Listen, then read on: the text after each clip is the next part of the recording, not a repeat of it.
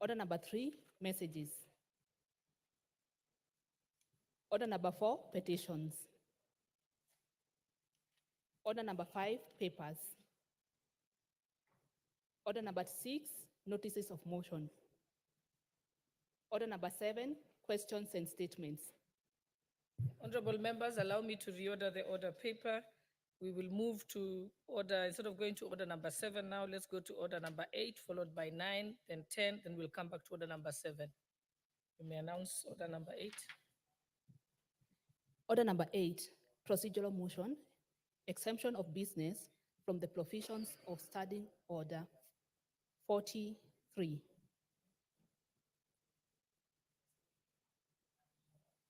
Thank you very much, Honorable Speaker. I beg to move that this House resolves to exempt the business appearing as order number 9, 10, 11,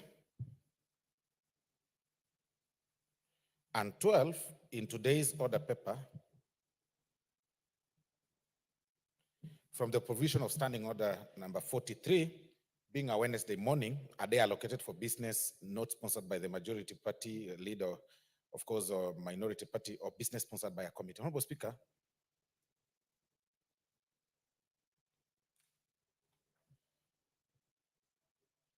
Yeah. Let me take it again, Honorable Speaker, so that a day allocated for business not sponsored by the majority party and minority party or business sponsored by a committee. I beg to move, and then I will ask that we move this business that appears on number 9, 10. Yes, 9, 10, 11, and 12. We move it, Honorable Speaker, as per Standing Order number 43, being a Wednesday morning, that is, of course, usually allocated for the leadership and the business sponsored by a committee, Honorable Speaker. So I beg to move, and then I will ask the Honorable Kuria Kimani to second, Honorable Speaker. Thank you. Honorable Speaker, as our whip has said, we've lost quite a number of days in the course of this week and last week, and therefore it is important that we prioritize the government business and exempt today being a Wednesday morning sitting when it's meant for private members' discussions. Thank you, Honorable Speaker. I second. Honorable members, I now propose the question that this House resolves to exempt the business appearing on order numbers 9, 10, 11, and 12 in today's order paper from the provisions of Standing Order 43, being a Wednesday morning and a day allocated for business not sponsored by the majority or minority party or business sponsored by a committee. Okay. Honorable members, I now put the question that this House resolves to exempt the business appearing on orders number 9, 10, 11, and 12 in today's order paper from the provisions of Standing Order 43, being a Wednesday morning, a day allocated for business not sponsored by the majority or minority party or business sponsored by a committee. Will as many as of that opinion say aye? Aye. Will as many as of the contrary opinion say nay? The ayes have it.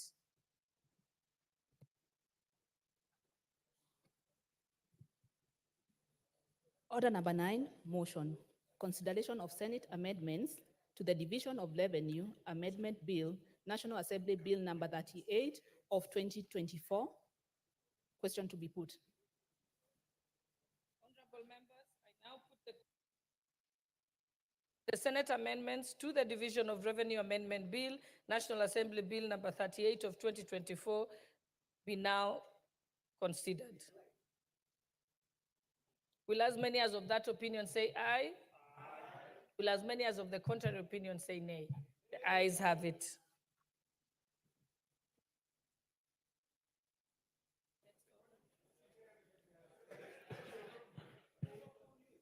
Order number 10, motion, alteration of the calendar and resolution to sit on a specific Friday.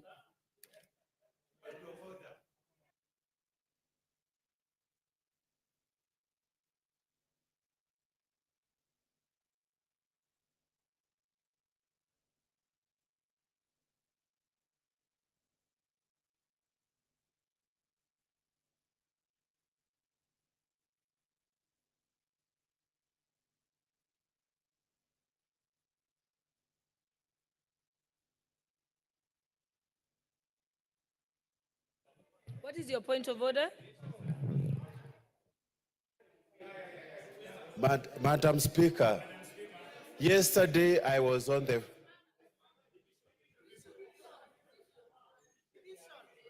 No, let me finish. Tell them.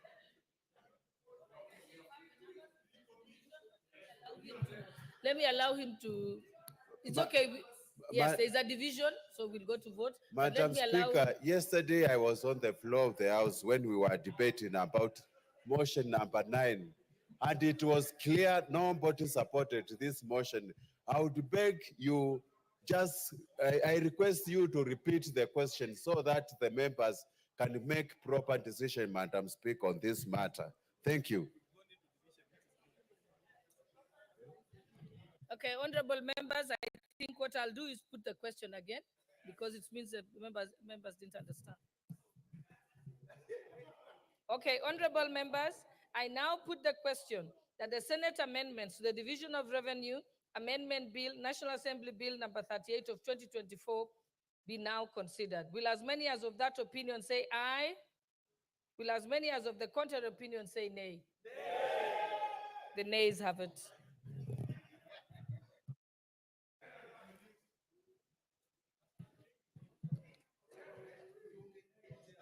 Order number 10, motion, alteration of the calendar and resolution to sit on a specific Friday.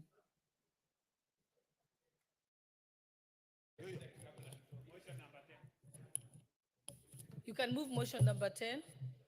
Members, I beg to move that pursuant to the provision of Standing Order number 28.4, the calendar of the House number and 33C, and that is the House of Meeting, that this House resolves to commence the short recess on Tuesday, 22nd October, and hold sittings on Friday, 18th October 2024, commencing 9:30 a.m. And that is for a morning sitting, and later in the afternoon, Honorable Speaker, we'll be having a 2:30 p.m. for the afternoon sitting. Just read For purposes- just read the motion as is in Yeah. the order paper. Don't add your own words. For purposes of considering priority business, including mediated bills. Honorable Speaker, the rationale for seeking a resolution of the House to alter its calendar, it is that so that we are able to sit on Friday, 18th October 2024, arises from the fact that we need to recover time lost by the House on Mazingira Day, which was actually a public holiday last week, and the suspension of a sitting to allow public participation on the special motion. Remember when we had the public participation last week or the other week, I think it was last week, Honorable Speaker, for the proposed removal by impeachment of the Deputy President, and the sitting used to consider the special motion.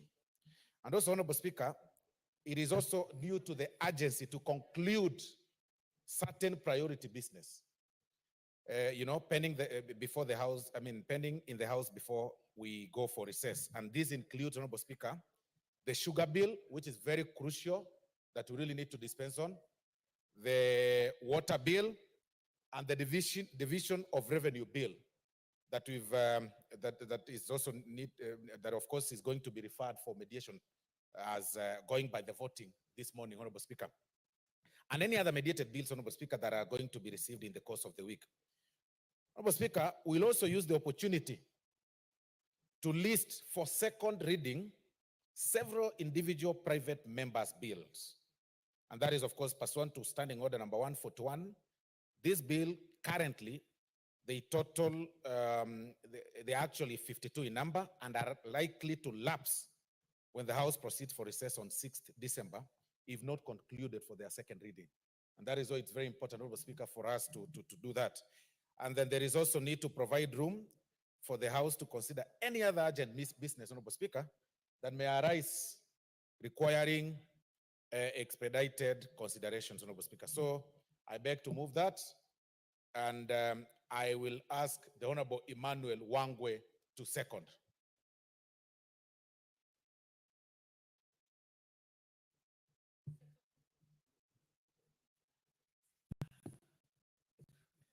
Honorable Speaker, I rise to second the motion by the whip majority party that, Honorable Speaker, we alter the calendar as he has moved the motion. Honorable Speaker, just citing only one bill, which is in mediated version, which I'm the chairperson, the sugar bill, Honorable Speaker. I want to present the paper laid this afternoon. And Honorable Speaker, now that the majority whip has put it into consideration, my people will be waiting to see that this bill goes through. So my absence from the constituency because of moving this bill will be value for money, and I'm pretty sure my people will be happy and the Kenyans will be happy. I second the motion.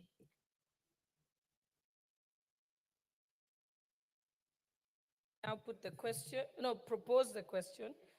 I now propose the question that pursuant to the provisions of Standing Order 28.4, calendar of the House, and 33C, hours of meeting, this House resolves to commence the short recess on Tuesday, 22nd October 2024, and hold sittings on Friday, 18th October 2024, commencing at 9:30 a.m. for the morning sitting and 2:30 p.m. for the afternoon sitting, for purposes of considering priority business, including mediated bills. Honorable members, I now put the question that pursuant to the provisions of Standing Order 28.4, calendar of the House, and 33C, hours of meeting, this House resolves to commence the short recess on Tuesday, 22nd October 2024, and hold sittings on Friday, 18th October 2024, commencing at 9:30 for the morning sitting and 2:30 p.m. for the afternoon sitting, for the purposes of considering priority business, including mediated bills. Will as many as of that opinion say aye? Aye. Will as many as of the contrary opinion say nay? The ayes have it.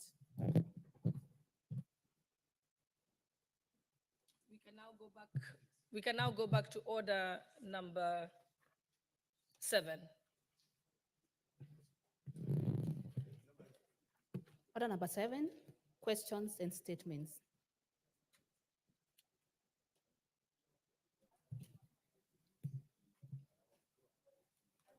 We have a request for a statement by the Honorable Mohammed Bidu, member for Isiolo South. Is he here? Okay. Thank you, Madam Chair. Honorable Speaker, pursuant to the provisions of Standing Order 44.2C, I wish to request for a statement from the chairperson of the department committee. Apologies, Honorable Bidu. I'm sorry. I realize that we actually have questions. So let's start with the questions and we'll come to statements. I've seen the order paper, we do have questions. So we'll start with the questions, then we'll go back to statements. So you may sit down, you'll have your turn in a minute. Okay, so there's an ordinary question by the Honorable Member for Nyandarua, Honorable Faith Gitau, to ask the National Police Service. You may proceed, Honorable Gitau. Thank you, Honorable Speaker. I wish to ask this question. When will Police Constable Nelson Wahome, PF number 36703, who was unfairly dismissed from the service in September 1990, be reinstated despite being acquitted by the Bugoma Court Vide case number 2076 of 1990? State the timelines within which Mr. Wahome will receive payment for outstanding salaries and benefits for the period he has been out of employment, as well as compensation for the unwarranted violation of his labor rights as guaranteed under Article 41 of the Constitution. Thank you, Honorable Speaker. This question is to be replied by the Departmental Committee on Administration and Internal Security. How much time do you require, Honorable Tongoyo?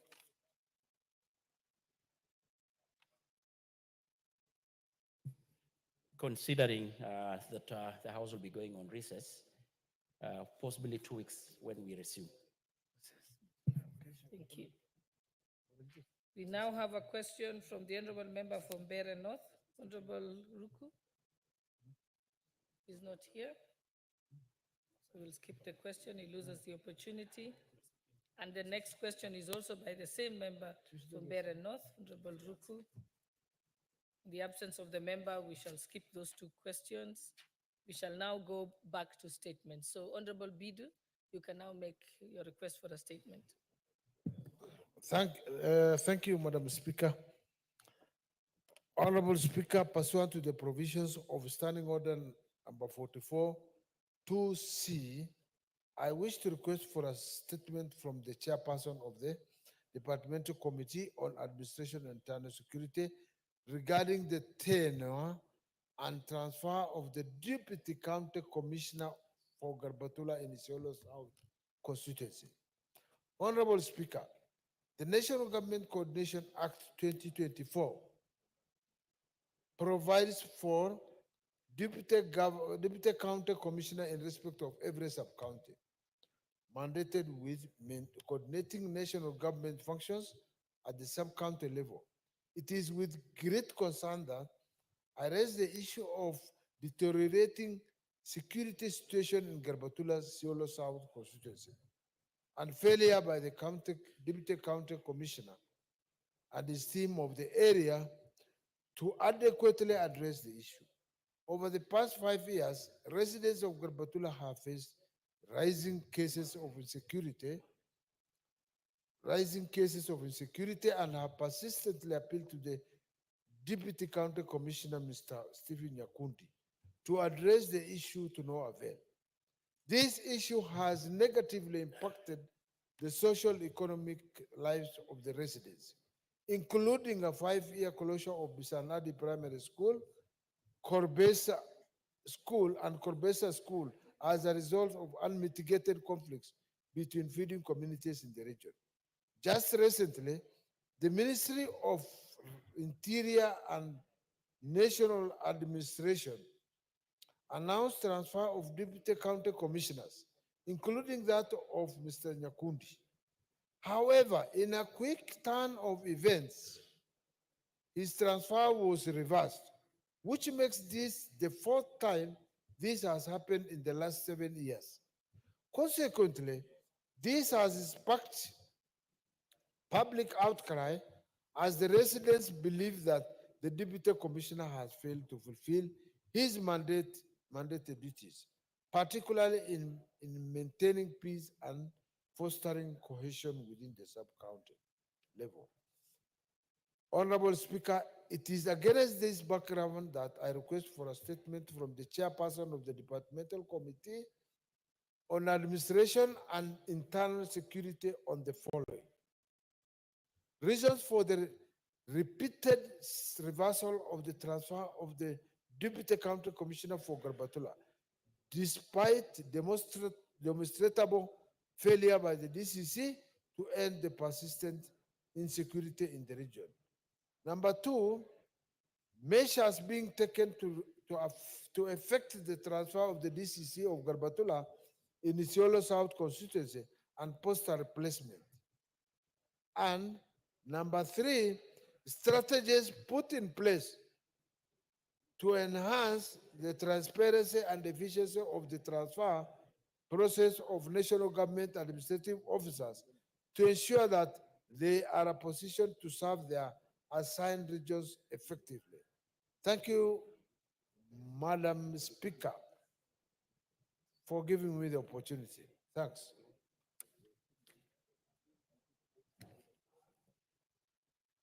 The question shall be responded to by the Departmental Committee for Administration and Internal Security. Honorable Tongoyo. How much time? Okay, of course, Honorable Speaker, when we come from recess, but with actually a lot of respect to the rule of the House and the Honorable Member, listening to what he was saying, this is purely a human resource issue that I think will not have really warranted to be put as a statement, because the Ngawa office or the officers who are responsible with the issue of placement and transfers of our officers, their offices are actually open, and they do this based on merit on individual cases. So I would rather challenge or ask them, Honorable Member, if we found it fit, just get to the office of the Administrative Secretary Administration and discuss even the issue. is more better even if approached in that manner. Okay, I think he's noted that point, but nevertheless, because the member has sought a statement to this, just put in the request. Well guided.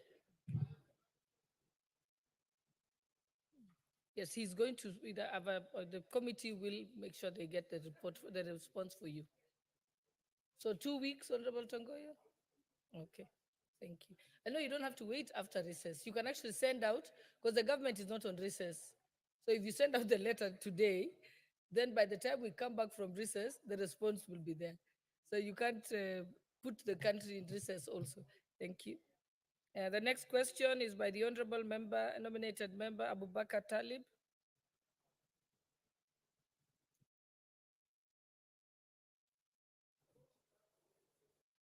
Honorable Bidu? Yes?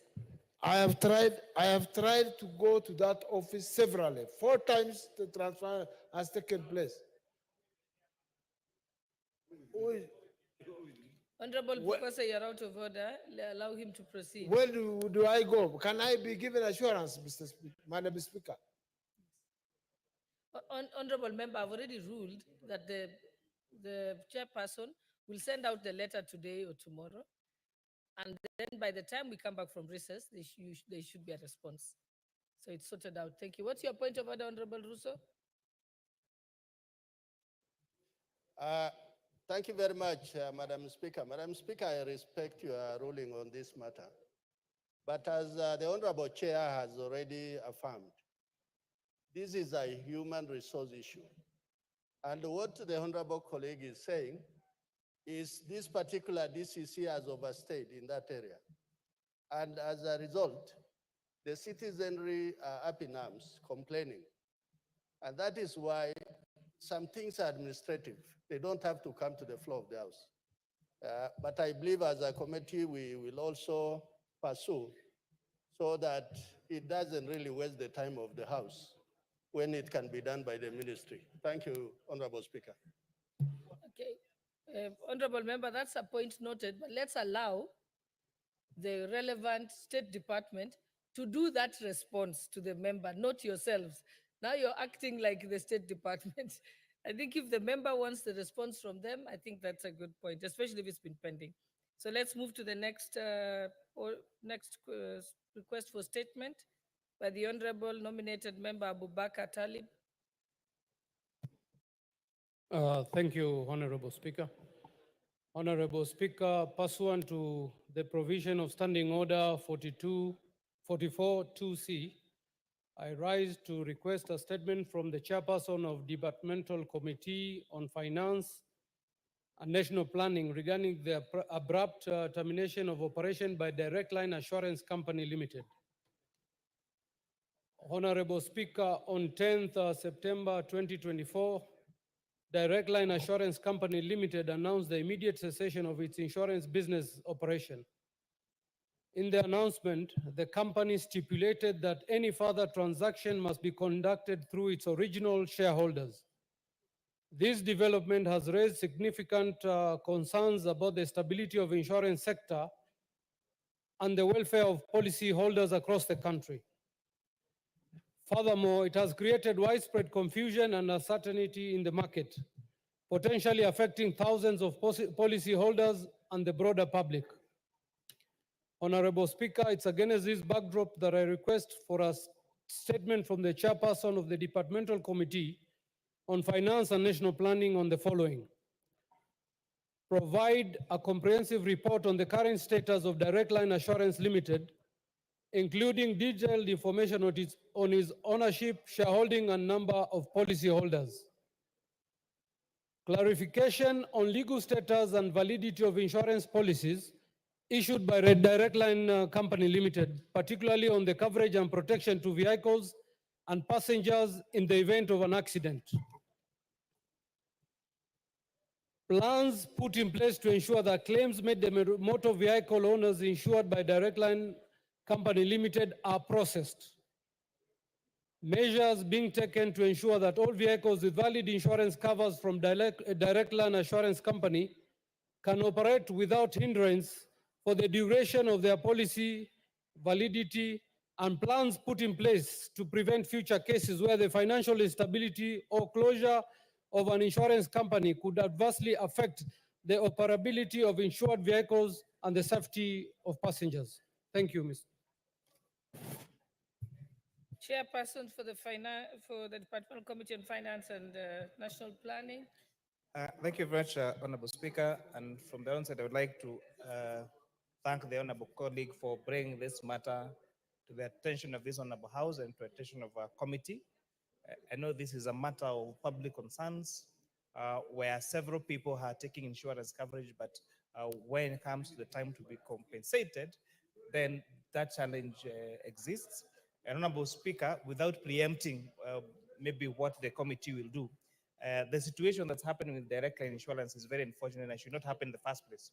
Because in any case, there exists a policy compensation fund where in the event something happens to an insurance company, whether insolvency or whatever challenges that come, then the person to the insurance policy holders should not be the one to suffer any loss.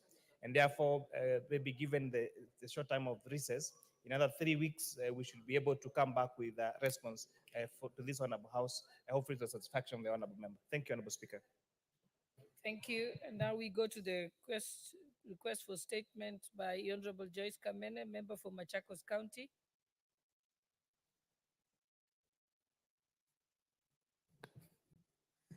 Thank you, Madam Speaker. A request for a statement regarding the delay of disbursement for the National Government Affirmative Action Fund for Machakos County.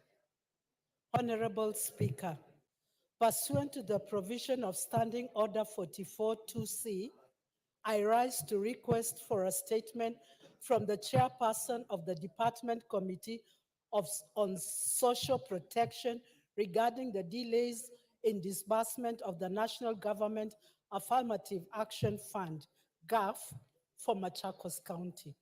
Honorable Speaker, GAF is a cornerstone for our government's commitment to inclusive development by providing access to financial resources for socio-economic empowerment for the women, youth, people living with disability, needy children, and the elderly. Through the fund, many of our young men and women have found reliable avenue for promoting their enterprises and value additional initiatives, making it instrumental in transforming lives. Owing to the crucial contribution of affirmative action initiative in our societies, it is important to ensure timely disbursement of such funds and proper structure for its efficient administration. Sadly, Honorable Speaker, Machakos County continues to face inexplicably delay in disbursement, leading to accumulation of unspent balances for the financial year 2022-2023 and 2023-2024. GAF has been deploying Madam Betty Kanyiri Njoni of personal number 2009-1421-27, Principal Gender Officer, as the county coordinator on extremely short acting contracts. These inexplicably intermittent deployments, separated by incoordinate delays spanning as long as 2 months for GAF to renew the contract, continues to cause serious administrative gaps that significantly disrupts effective administration of the fund. Honorable Speaker, it is against this background that I request for a statement from the chairperson of the Department Committee of Social Protection on the following. A report on the status of disbursement of the GAF balances for the financial period of 2022-2023 and 2023-2024 to the Machakos County, and the measures put in place to ensure timely disbursement to enable the continuation of projects approved for funding, and action being taken by GAF to immediately post Ms. Betty Kanyiri of personal number 2009-14-21-27 as the GAF County Coordinator for Machakos County for an interrupted contract for at least 1 year in order to ensure effective and seamless administration of the fund, including the timeline of the posting. Thank you, Honorable Speaker. Signed, Honorable Joyce Kamene Kasimbi. Thank you, Madam Speaker.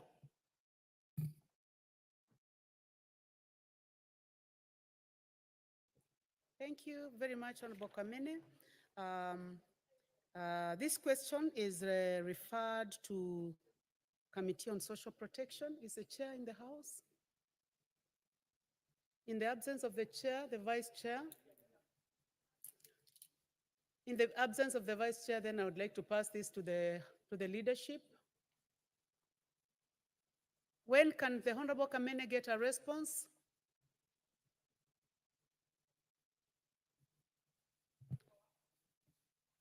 Honorable Soro.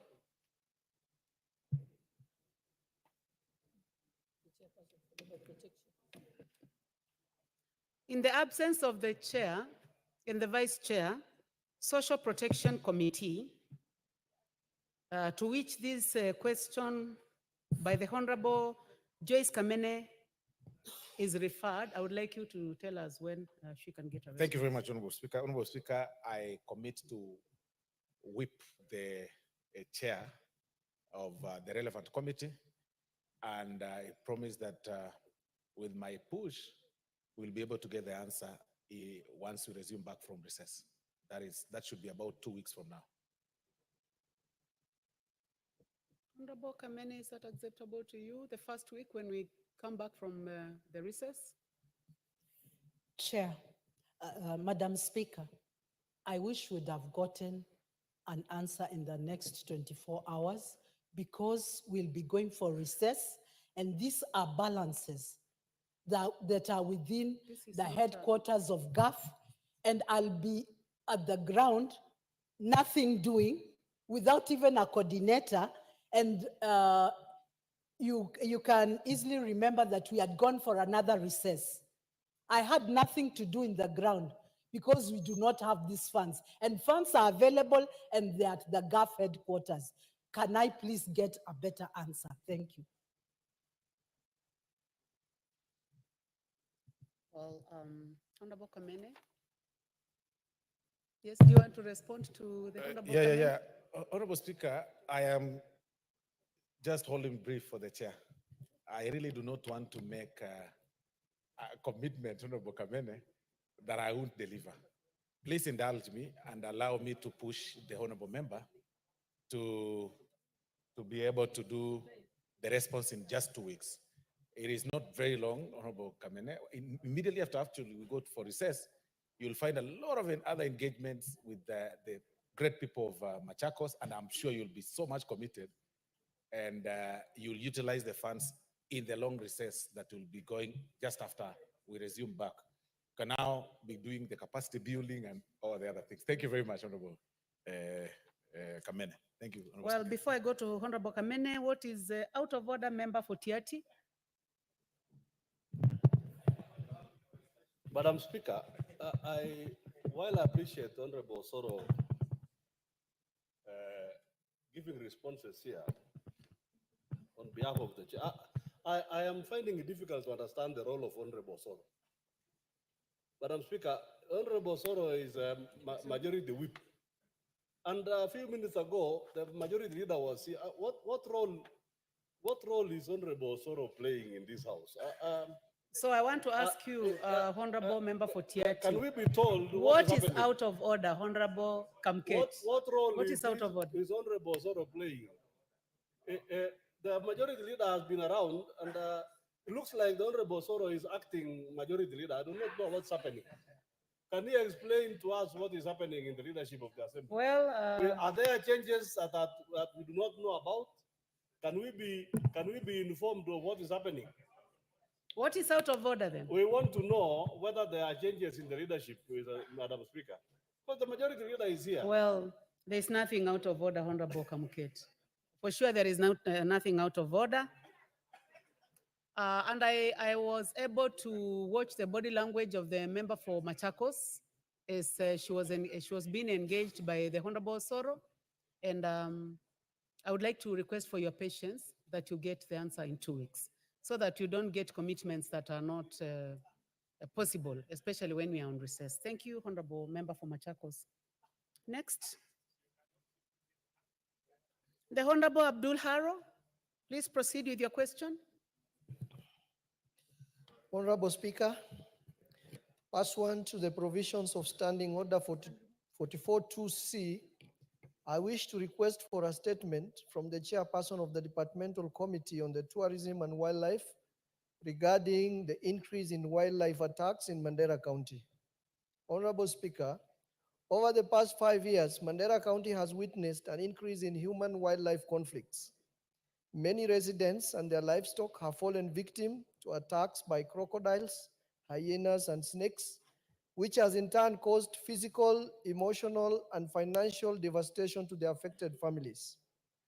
One such case is that of Mr. Ibrahim Abdullahi Ali of ID number 6411601, who was attacked by a hyena in a Babosone location on 27th June 2023, resulting in the loss of his right arm. His family, burdened with significant medical expenses, has been forced to seek specialized treatment in Awasa Hospital in Ethiopia. Similarly, Ms. Fatuma Nur Ali, a young woman from Abeyumur village in El Ram location, lost her life to a snake bite on 24th May 2016. Her case was duly recorded through the Kenya Wildlife Compensation Claim Form, serial number 694/MDR/2016, and submitted to the KWS Mandera County for processing. Unfortunately, 8 years later, her family is yet to be compensated.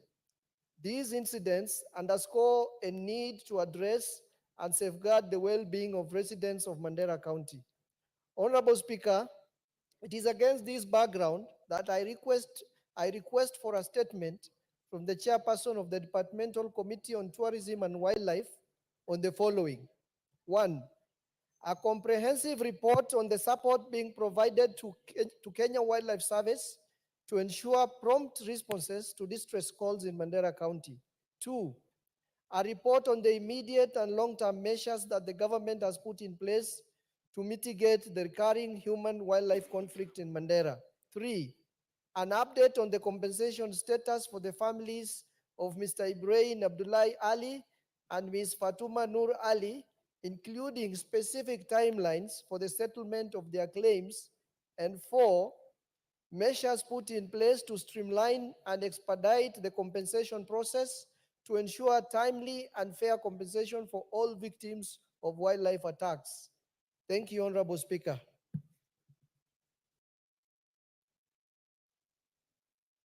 Member for Mandera South. This question is referred to the Departmental Committee on Tourism and Wildlife. Is the chairman in the House? In the absence of the chair, the vice chair?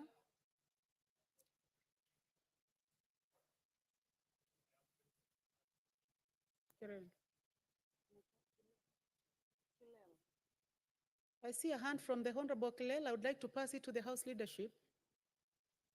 Let me pass this to the Honorable Soro. It is tourism and wildlife. Question asked by the Honorable Abdul Haro, member for Mandera South. Thank you very much, Honorable Speaker. Honorable Speaker, I also wish, just like the other one, in the absence of the chair and any member of the committee, I want to make an undertaking that the member will get a response once we resume back from recess, Honorable Speaker. Honorable Harrow. Honorable Speaker, I stand guided. Thank you. Next order.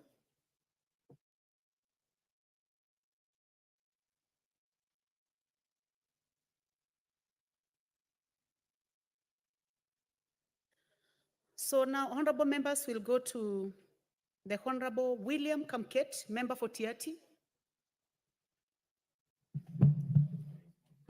It's a response to a question. Honorable Chair, I think it's the chairman to respond to the statement.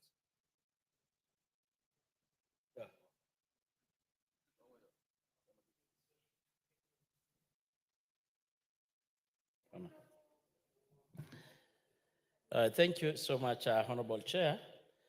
As I did promise yesterday to respond to the very statement being sought by the Honorable member for Tiati, here I want to issue the statement.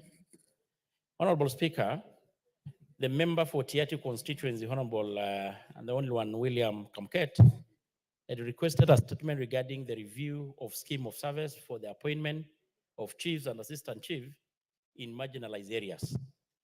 And the honorable member particularly sought to be informed, one, whether the Ministry of Interior and National Administration could consider a review of the academic qualification for appointments of chief and assistant chiefs in marginalized areas.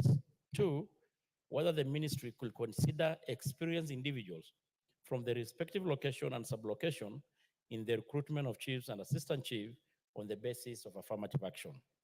And I respond as follows, Honorable Speaker. The appointment of chiefs and assistant chiefs is guided by the reviewed scheme of service for the National Government Administrative Officers 2015 that explicitly set the minimum qualification for appointment as follows. Assistant chief, for appointment to this entry grade, a candidate must have the following qualification.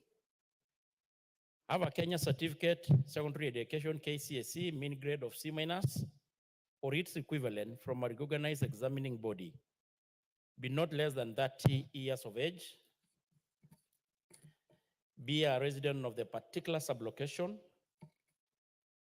Police should have produced a police clearance certificate, have a good communication skills, and have a certificate in computer application skills from a recognized institution.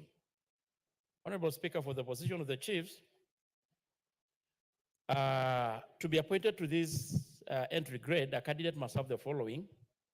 Have a Kenya certificate of secondary education, KCSE, mini grade of a C, or its equivalent from a recognized examining body. A diploma in any of the following disciplines: public administration, management, social work, community development, education, governance, conflict management, or its equivalent from a recognized institution, and be not less than that 5 years of age, and be a resident of the particular location, with of course also the issue of the police clearance certificate of good conduct, have good communication skills, and have a certificate in computer application skill courses for the recognized institution. However, and I repeat, Honorable Speaker, however, in specific circumstances where the advertised position do not attract qualified candidates, the ministry on need basis request academic waivers from the public service to facilitate the filling of these vacancies. The Public Service Commission always grants such academic waivers on request. The other thing that the member wanted to know is whether the ministry could consider experienced individuals for the said position. Honorable Speaker, whereas possession of experience in social, political, economic, and cultural aspects of communities is important in public administration at the grassroots, all cadres or position in public service are subject to particular minimum academic requirement during recruitment and selection process. As already indicated, the use of academic waivers in special circumstances is in itself an affirmative. And I underline that. This affirmative action ensures that citizens in the marginalized areas are not discriminated, but have an equal access to the chiefs and assistant chiefs position. Thank you, Honorable Speaker, and I submit. The Honorable Kamket, is the response satisfactory? Honorable Speaker, while I appreciate the response from the chairperson, this policy, Honorable Speaker, as he has stated, began in 2015. And from then, Honorable Speaker, the position of the chief and assistant chief, which is a very important position in government, has been completely watered down. And in places where some of us come from, Madam Speaker, very many young people have been disenfranchised. And this policy, Honorable Speaker, the policy that the Public Service Commission came up with is a very punitive policy. It is anti-people, it is anti-hustlers, and it's a policy that never underwent any public participation. And in my request, Honorable Speaker, I specifically asked the ministry whether they could consider a review. But what they have said is that they have special circumstances where they ask for academic waivers. What if, Honorable Speaker, those people are not available? We have in this republic, the Republic of Kenya is not equal. We have places where you cannot get somebody who has finished Form 4, let alone somebody who has a C- or a C star. I have asked for a specific policy review because this one never underwent public participation. Madam Speaker, I am asking and I'm demanding that this policy be reviewed. Otherwise, we are going to challenge it in court. Honorable Speaker. You want to ride on that before I give the chair? So then I start with the Honorable Dr. Pukose. Thank you, Madam Speaker. Madam Speaker, on this issue that has been raised by the member for Tiati, I wanted to ask the chair whether these academic waivers only apply to marginalized areas or to all other areas where people with minimum qualifications as stipulated for assistant chief or chiefs are not acquired. Then the second one is recently we had cassettlement of divisions, locations, and sub-locations, and those have not been operationalized. When are they going to be operationalized? Thank you, Madam Speaker. Well, then on the same, I would like to give a chance to two more people, then we end it at that. The Honorable David Bowen, Marakwet East, followed by the Honorable Peter Lochakampong. Those two. Thank you, Honorable Speaker. Honorable Speaker, I want to support the Honorable Kamket and specifically to that policy that requires some specific academic qualification for chiefs or assistant chiefs. Madam Speaker, many parts of this country, in the northern Kenya, in the northern frontier, all the way to Turkana, I want to tell you, Madam Speaker, it is true that you can go to a sub-location and you may not find someone who has finished their Form 4. And that place requires an administrator. And you know, Madam Speaker, the reason why some of us from the pastoral community, there are so many insecurity and this banditry, because there are no administrators. The government is far away from the people. So if we want to bring services closer to the people, the services are for a chief or an assistant chief. Madam Speaker, I think that policy needs to be reviewed so that we can see if there is no one in that location or sub-location who has not finished Form 4, Madam Speaker, we can consider even someone who finished class 8 and is able to do the job. So I want to ask my colleague, the Honorable Chair, that he can still go back to the ministry and give us a very concrete answer. Thank you, Madam Speaker. At the same time also, with what the Honorable Bokosa has said, Madam Speaker, there are so many administrative units which were cascaded, locations, sub-locations, and divisions. Like recently in my place, the Honorable Speaker, the Kerio Valley sub-county, they operationalized the sub-county and posted a deputy county commissioner, and they have not operationalized the divisions, the locations.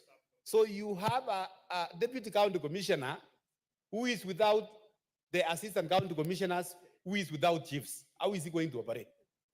Well, thank you. You made your point. Members, I had agreed to give to the Honorable Lochakapong. It 1 minute. Yeah, 1 thank minute, you. please. Thank you, Honorable Speaker. I want to commend Honorable Kamket for bringing up this matter. And this is something that is affecting many parts of this country, especially the pastoralists. Where I come from, this is a big problem to get somebody who has C- to be an assistant chief. And while still, Honorable Speaker, you have even, the chair has even communicated that for a chief, it's a seaplane. And in the spirit of promoting an assistant chief, probably who was recruited with a C-, on the exit of a chief, it becomes very difficult. And Honorable Speaker, even where he is saying that academic waivers are issued in some special circumstances, sometimes it is not forthcoming. So we have had challenges, Honorable Speaker, and I want to say this, that that policy needs to be reviewed. If, Honorable Speaker, for somebody to contest to be even a member of this House, there is no academic qualification required. The Honorable Nicholas Ngikolong, Turkana East, and the last one.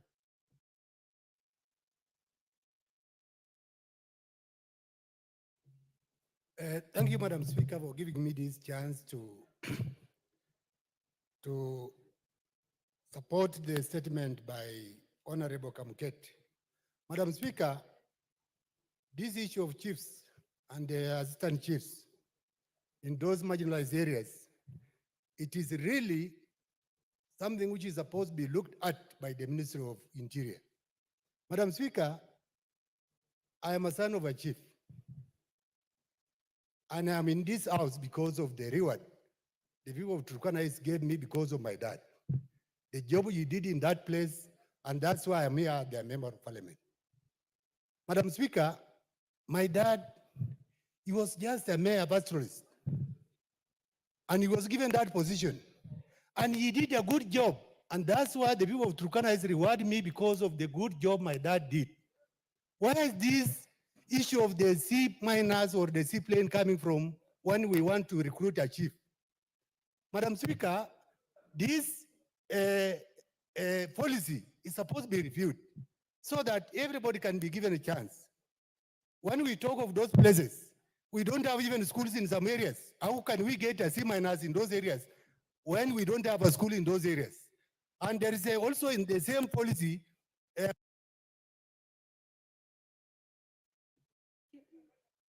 Well, it's okay. You made your point, Mheshimiwa. So, Beatrice, I would like very kindly, let's go back to the chair so that we can close this. Chair? Thank you, Honorable Speaker. I've really had the members who had actually raised their concern.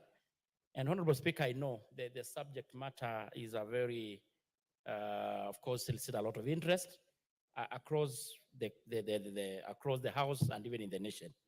But Honorable Speaker, I want to state that that is how it is at the moment.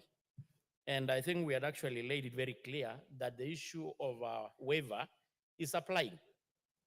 If probably there could be delay, it could be attributed to individual officers who are responsible by doing the so. Let me make my point, Honorable Kamket, Order, Honorable Kamket. because even I know I would quite a like, number. please be orderly so that, no, I would like him to to first of all respond to you. Honorable Speaker, No, just if you have a protect me father, from. if you are if you are not satisfied, you can also say that you are not satisfied, but let's give him Yeah, time so to what I'm finish. saying, actually, Honorable Speaker, I'm in total agreement with the concern of members. That is true in majority of these hard pastoralist communities or some areas in this country. To get even a C- is a problem. And even the people who probably has these grades are the people who actually probably are in Nairobi, are in towns, and the role of the chiefs needs somebody who knows the issues, the local issues in the community. But having they said this, Honorable Speaker, I want to say nothing is cast on stone. That is how the scheme is at the moment. This House has the powers also to review if need be. But at the moment, this is how it is. Maybe the honorable members can as well look into the means that the scheme and such kind of policies and regulations can be reviewed. I'm actually also in support that maybe we need to consider this. Well, before the Honorable Kamket speaks, Honorable members, let us bear with the chairs of committees because the chair is reading a response from the ministry. And I believe that the chairs agreed with the members that there is need for change of policy. So with that, one more minute, Chair. Yeah, had me 1 minute. So I think to be on record, I really understand. And I personally come from a pastoralist community. And I know how important this thing is. That majority of the most competent and more efficient officers could be actually the people who could have been staying in that area for too long, understand the local issues, policies, and even local issues. Lastly, on the issue of administrative unit, Honorable Speaker, this is an issue that I think the honorable member is supposed to have written a statement. Nevertheless, we all know that this thing boils back to the issue of finances and availability of resources. The issue of Kerio Valley, as being said by Honorable Bowen, we know this is something that was, of course, already done because of the insecurity in the region. And it has really helped a great deal. The issue of the small unit, it is just a factor of resources and money. We all know that the vacation of finance bill did a big deal to the operationalization of this unit. So moving forward, I know good days are ahead. When we move into the supplementary budget, probably coming up too, we'll consider to allocate resources to operationalize on need basis, Honorable Speaker.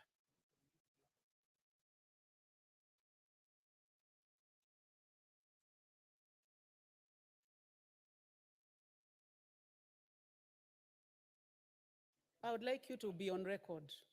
I would like Chair to be on record on the matter of need-to-need basis. Is it operationalization of existing which have been gazetted? Or Yes, yes, Honorable Speaker. The gazette, there are quite a number. The backdating actually 2017. Because of the constraint of resources, quite a number has not been operationalized. So we are going to do it gradually, depending on availability of resources. Yeah. has already agreed with you. There is no need to pull this further because it's not a debate, but because the question belongs to you, I'll give you 1 minute. Please pass the mic. Please pass the mic to the Honorable Kamket. Other members, please bear with us because we have to move to the next order. Thank you, Honorable Speaker.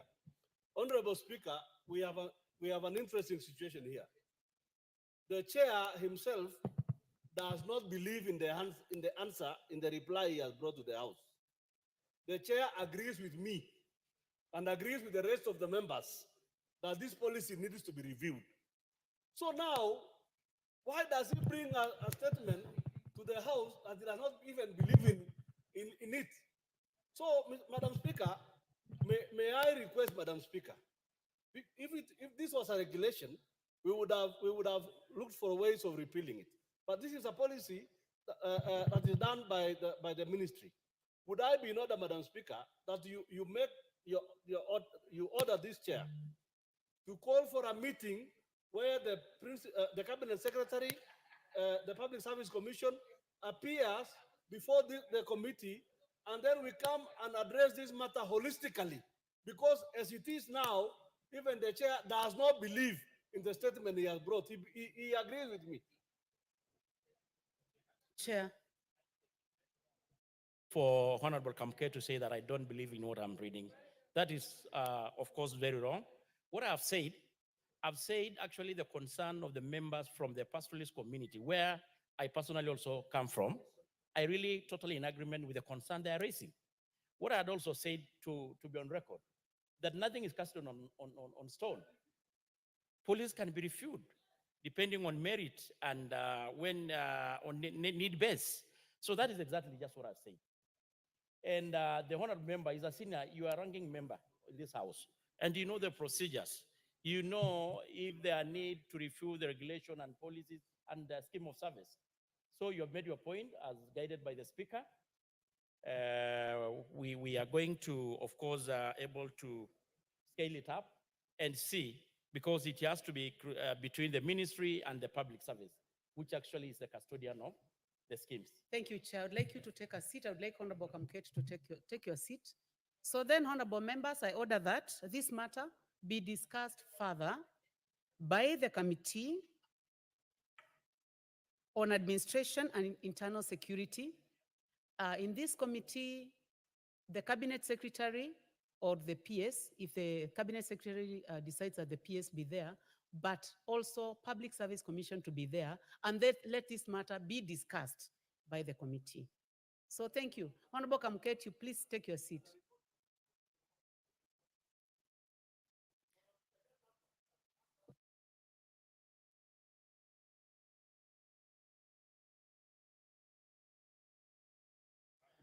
Kamket, oh, you are being disorderly, Honorable Kamket. Honorable Kamket, you are being disorderly, and you know this is your third term in this house. Is it your third or your fourth? Second, I thought that your third term. So Honorable Kamket, if after this matter is discussed by the committee, the chairperson will bring a report in this house. And I hope that this will not be for pastoral communities only, because this matter affects many other areas of this country. Thank you. Chair Education. Next will be Chair Education, responding to the Honorable Doris Donya, member for Kisii County. And she has been patiently waiting. I do not see the Chair Education in the house. Honorable Speaker, with your permission, I will read the response. You have the response, please proceed. From the chair of on behalf of the chair of the Education Committee. The question was the strategies that Ministry of Education has put in place to ensure that schools adhere to set regulations, including prohibiting tuition during weekends. Honorable Chair, the Ministry of Education in Kenya has implemented various strategies to ensure that schools adhere to regulations prohibiting tuition during weekends and school holidays. Some of the key measures include: 1, circulars and guidelines. The ministry regularly issues circulars reminding schools and stakeholders of the ban on extra tuition, which we first imposed in 2012. The circulars outline the guidelines prohibiting any form of tuition during weekends, public holidays, and school vacations. 2, through the Directorate Quality Assurance and Standards Directorate, the ministry conducts routine inspections of schools to ensure compliance. Officers from this department visit schools, particularly during weekends and holidays, to check if extra tuition is taking place. 3, reporting mechanisms. The ministry has established reporting mechanisms where parents, students, and the public can report cases of schools that violate the ban on tuition to the sub-county field offices. 4, public awareness campaigns. The ministry has rolled out public awareness campaigns to educate parents and students about the importance of rest for learners and the regulations on tuition. These campaigns aim to discourage parents from asking for extra tuition. 5, engagement with stakeholders. The ministry regularly engages with key stakeholders to ensure collective responsibility in enforcing the ban. These dialogues help ensure that both educators and parents are aligned with the government's policy on the matter. These efforts are part of the ministry's broader agenda to promote a balanced learning environment and prevent the overburdening of students. On question two, the question two was on the plans the Ministry of Education has put in place to ensure that public and private schools that pick and drop students have sufficient vehicles to avoid long travel time to and from school going children. And the response is as follows. Honorable Chair, education in Kenya has taken several steps to address the issue of school transportation, especially concerning the adequacy of school buses for both public and private schools. These strategies aim to ensure that students are safely picked up and dropped off without facing long distances or delays. One, transport guidelines / circulars for schools. The Ministry of Education has developed guidelines for school transport to streamline the management of school buses. These guidelines / circulars encourage schools to ensure that they have sufficient buses that comply with safety standards and adequately serve their student population. Schools are required to ensure that buses are properly maintained and the journeys are properly planned. Two, encouraging schools to purchase buses. Public schools have been encouraged to prioritize the purchase of school buses through government funding, the Constituency Development Fund, and contribution from parents and alumni. Schools that already own buses are urged to increase their fleet to serve the growing student population. The ministry emphasizes this as part of the infrastructure development necessary for competency-based curriculum CBC rollout. Three, monitoring and auditing school transport systems. The ministry's Directorate of Quality Assurance and Standards is tasked with the safety of learners and transport system of learners and transport systems in schools to ensure they meet the required standards. Schools are checked for sufficient transportation resources and long pickup or drop-off distances are discouraged. Four, engagement with parents and school boards. The Ministry of Education works closely with parents and school boards to address transportation challenges. Parents are encouraged to participate in discussions with school administrations regarding the transportation needs of students. This includes raising funds for additional buses in cases where schools face logistical issues related to the insufficient transportation. Five, partnership with the National Transportation and Safety Authority, NTSA. The ministry collaborates with the NTSA in ensuring that school buses adhere to the required safety standards, including the appropriate routes and operational hours. This partnership helps enforce the use of buses that are safe, properly licensed, and capable of serving the school's catchment area effectively. Six, government-funded school buses. The ministry has worked through government programs, including the National Government Constituency Development Fund, NGCDF, and county government funding to assist public schools in purchasing school buses. This initiative focuses on equipping public schools with the necessary resources for transportation, particularly in rural and marginalized areas where transport infrastructure may be underdeveloped.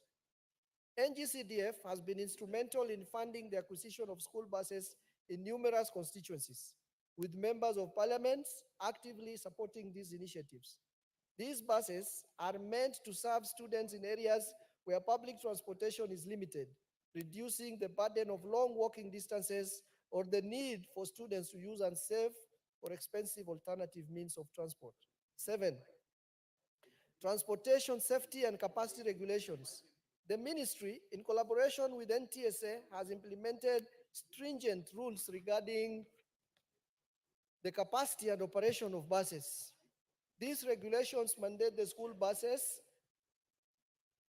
must not exceed their passenger capacity, should adhere to specific operational hours, no night travel for school buses, must have proper safety equipment such as seat belts for each seat. School found violating these regulations, such as overcrowding buses or allowing unsafe travel conditions, are subject to penalties. including fines or revocation of their bus permits.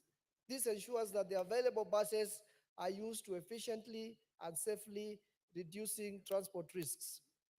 Number 8, capacity building and training for school bus drivers. The Ministry of Education, in partnership with NTSA, conducts capacity building programs for school bus drivers and transport managers. These training sessions focus on enhancing road safety awareness, improving route planning to minimize long travel times, encouraging adherence to transport regulations specific to school vehicles. Trained drivers and transport managers can better organize student pickup and drop-off schedules, avoiding unnecessary delays or long routes that might strain the transport system. 9, community and stakeholder involvement.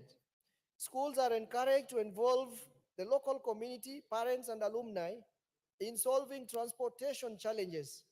Fundraising initiatives and alumni contributions have been successfully employed by many schools to purchase additional buses or maintain existing ones. In some cases, local buses or organizations sponsor school buses as part of their corporate social responsibility (CSR) efforts. The ministry in the process of developing a school's transport. The ministry is in the process of developing a school's transport policy to guide in implementation of various interventions outlined above to entrench a culture of safe and secure transport system for all learners. Signed, Lawrence Amoit, Principal Secretary, for Principal Secretary. Thank you. Thank you very much. The Honorable Donya. Thank you, Madam Speaker. I've just followed on what was reading, and I just wish instead of reading all those things, because to me, they have not made any good sense. It could have even answered my question with the last point. The Ministry of Education is going to look on ways to form a transport policy. That could have worked better. Reason, Madam Speaker, there are schools where learners wake up at 3:45 a.m. They are in school. We see them by the roadside. Members of Parliament wake up very early to go for games. By 5, our children are early. They are in buses going to schools. He's saying they consider and make sure that they are not overcrowded in buses. I don't know if he was reporting for Kenya or Uganda. Every day, if you are on the road, you will see school buses overcrowded. So you've just read things that are on paper, but they are not on the ground. And on reporting to school time, the Committee on Education, you could even have called me and asked, Donya, which schools are these? I would have given you a list of schools. You go there with papers, you give learners. They do like you put in a suggestion box. What time do you wake up? What time do you come to school? So I give it back to you. You've not answered what I had asked. What you've reported to me is what you have, as one can have a newspaper in the house, but it's not what is happening. I don't know, Madam Speaker, how I'm going to get the legit answers that I wanted for this particular question to the Ministry of Education. So the member is indicating that she is not satisfied by the response. So I give it back to you. Thank you, Chair. This is the response given by the Principal Secretary, and obviously we will communicate back that the member is not satisfied with the answer, and that from her response, follow-up response, she's also indicating that if there is need of knowing those specific schools which have grievances, then we'll make a point of, as a committee, indulging her and getting to know those schools. I think that is the communication I'll take back to the committee and by extension to the ministry. Honorable Donya. If I'm not wrong, Madam Speaker, the member who was reading the answers is apparent. Please, if I could ask, were you satisfied with what you are presenting? Well, Honorable Member for Kisi, You see, I Madam would like to Speaker. protect the Honorable Harrow. First of all, he's reading on behalf of the chair. The chair is not in the house. And you have indicated that you are not satisfied by this answer. So, and there is something that you said. You said the answer is on policy. And I would like, because everything is on record in this house, I would like you to register to the chair of this committee that the member for Kisii County, the Honorable Donya, is not satisfied. And now I would like to give you an opportunity to give us an indication of when you are going to give the answer that is more satisfactory so that you pass to the chair. How many weeks do we give you? Thank you, Chair. I will definitely pass that message to the chair, and I think it would be fair to say, as soon as we come back from recess, I'll communicate to the chair that the response to the follow-up by Honorable Donya is required. Thank you. Thank you. So it will be after we come back from recess, the first week. Honorable members, allow me to give a chance to the Honorable Ruku. I'm aware where the Honorable Ruku was doing very important duties for this country. So please go ahead and ask your question. Thank you so much, Honorable Speaker, for this chance. Honorable Speaker, I rise to ask two questions to the Teacher Service Commission.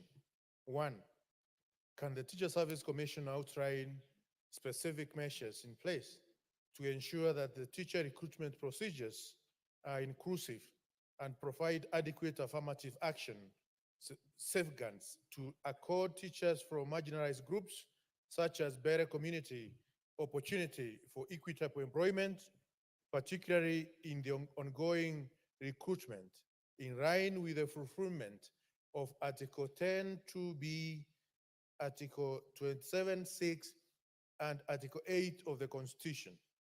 Two, can the Teacher Service Commission provide a list of teachers from marginalized groups and communities, including the better community, who have been marginalized and who have been recruited on account of affirmative action in the past 5 years? Honorable Speaker, I also rise to ask the Public Service Commission the following two questions. One, can the Public Service Commission provide a report on the actions that the Commission has taken to mainstream marginalized groups? Order, Honorable Ruku. I would like to ask the Honorable Abdul Harrow. Honorable Abdul Harrow, please come back to your seat. The question that is being asked now concerns the Departmental Committee on Education, and you have just been speaking on behalf of the chair. So please wait, you take this question, and then you can proceed to the next business that you are going to do. Proceed, please. Thank you, Honorable Speaker. I also rise to ask two questions to the Public Service Commission. One, can the Public Service Commission provide a report on the actions that the Commission has taken to mainstream marginalized groups and communities in public service through recruitment, placement, and promotion in line with Article 232 of the Constitution and the Public Service Values and Principles Act, Cap 185A. Two, can the Public Service Commission clarify whether there are established recruitment quotas or targets for marginalized groups in the public service, and if so, provide details on the progress made in meeting these quotas and targets? I thank you, Honorable Speaker. Thank you very much, Honorable Geoffrey Ruku. I give a chance now to these questions. The two questions are referred to the Departmental Committee on Education, and I would like to give a chance to the Honorable Abdul Harrow, member for Mandera, to tell us when the questions will be responded to. Thank you, Honorable Chair. I think 2 weeks after we are back from recess would be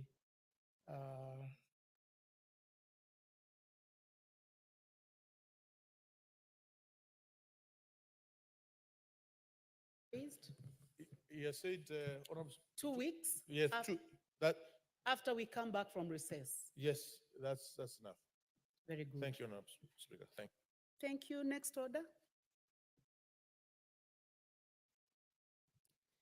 Order number 11, motion, consideration of mediated version of the Water Amendment Bill, National Assembly Bill number 33 of 2023. Chairperson? Thank you, Honorable Speaker.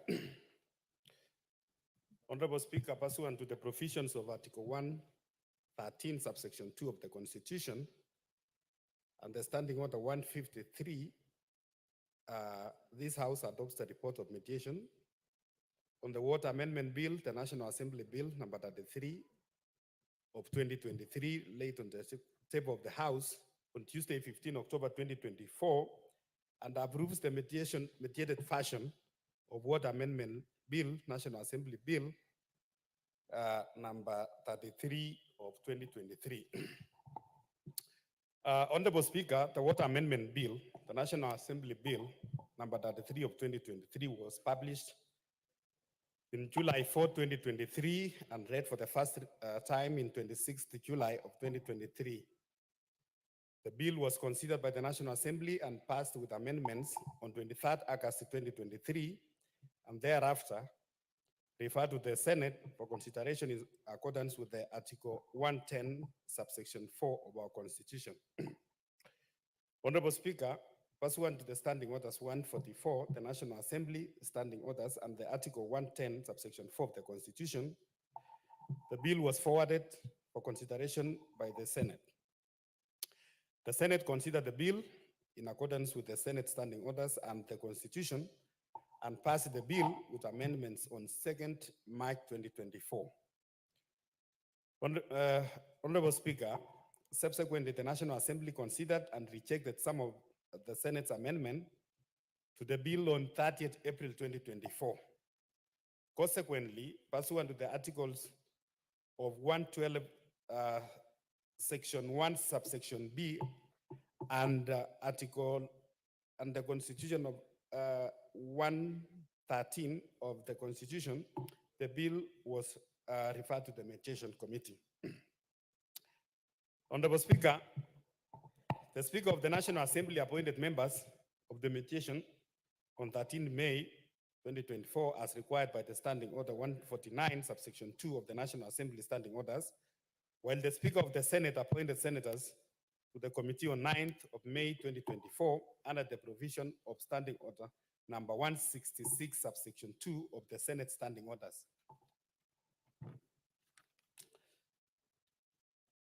Madam Speaker, the members of the National Assembly comprised of myself, Kangoko Bowen, as the chairperson, the Maisori Kitayama, the Honorable Engineer Muiruri Mudama, Stanley MP, the Honorable Hussein Weitan Mohammed MP, the Honorable Engineer Nsengu Paul Mushimi MP, the Honorable Dorothy Muthoni Kiara MP, and Gertrude Mbeyu MP. And on the part of the Senate, Madam Speaker,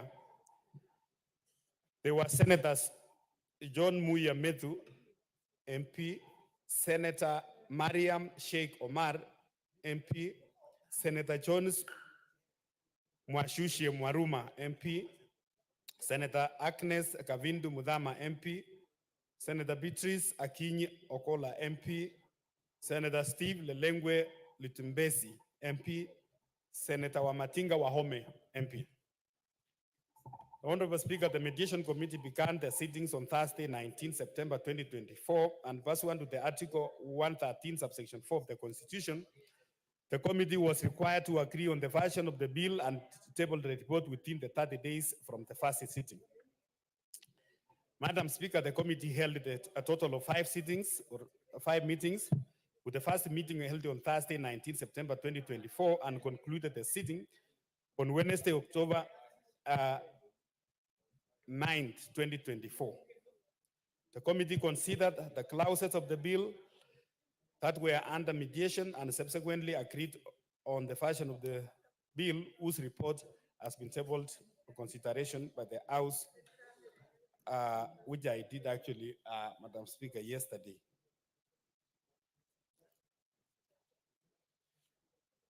In summary, Madam Speaker, the Mediation Committee considered the Senate amendment on the Water Amendment Bill, the National Assembly Bills number 33 of 2023, and identified clauses 1, 3, 4, 5, 6, 7, 11, and 12 as the being the contentious clauses and agreed on Order, the members. version of the bill.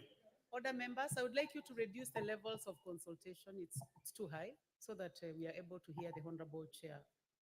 Thank you, Madam Honorable Speaker. Kagongo. So the committee, in arriving at the agreed version, was guided by the provisions of the Constitution, the Water Act, the Public-Private Partnership Act, and other relevant laws. Further, in accordance with the Article 118 of the Constitution, the committee took into consideration the submissions made by the public during the public participation conducted by the National Assembly and Senate as contained in the reports of the two houses. Madam Speaker, the main issues of contention were: one, the subjection of the proposed bulk water purchase agreement by waterworks development agencies and the water storage authority, the contracting authority, and the private investor to an economic efficiency criteria set by the Water Services Regulatory Board. In this regard, the committee was able to agree that the proposal by the Senate on the requirement to the subject of water bulk purchase agreements to an economic efficiency criteria set by the Regulatory Board be dropped and instead include the Water Services Regulatory Board, that is a WARSEP, to be among the bodies to be consulted whenever the Water Storage Authority and Waterworks Development Agencies enters into water bulk purchase agreement. Madam Speaker, the Mediation Committee was of the view that whereas the bill provides for the bulk water purchase agreement will be subject to the Public-Private Partnership Act, which provides the general framework for the visibility and approval of the public-private partnership projects across the various sectors under Section 32. This does not preclude the House from having more specific requirements for the water sector, given the unique nature of the water services. Further, noting the role of the Water Service Regulatory Board, that is the WARSEP, as the regulator, which is crucial in ensuring these projects meet the higher standards. Madam Speaker, secondly, the other issue in the contention was the non-transferability of completed national public waterworks to counties. The Mediation Committee considered the clauses 4 and 6 and agreed to retain the provisions precluding the handover of the national public waterworks to counties. Madam Speaker, you may be aware that Section 8 of the Water sets out the national public waterworks, which are financed by the national government share of the national revenue pursuant to the Public Finance Management Act and are intended to serve the national government functions, hence the same may not be transferable to the county government. Further, some of these national public water works are cross-county in nature, and therefore it should pose an administrative challenge to determine which county to transfer such waterworks.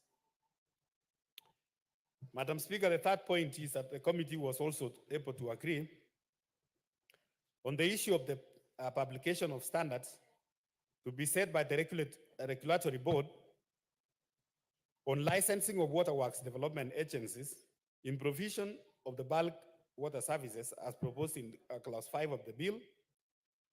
Madam Speaker, having taken a closer look at section 2 and 22 of the Statutory Instruments Act, Guidelines are statutory instruments and consequently, therefore, is a requirement for their publication in the Gazette.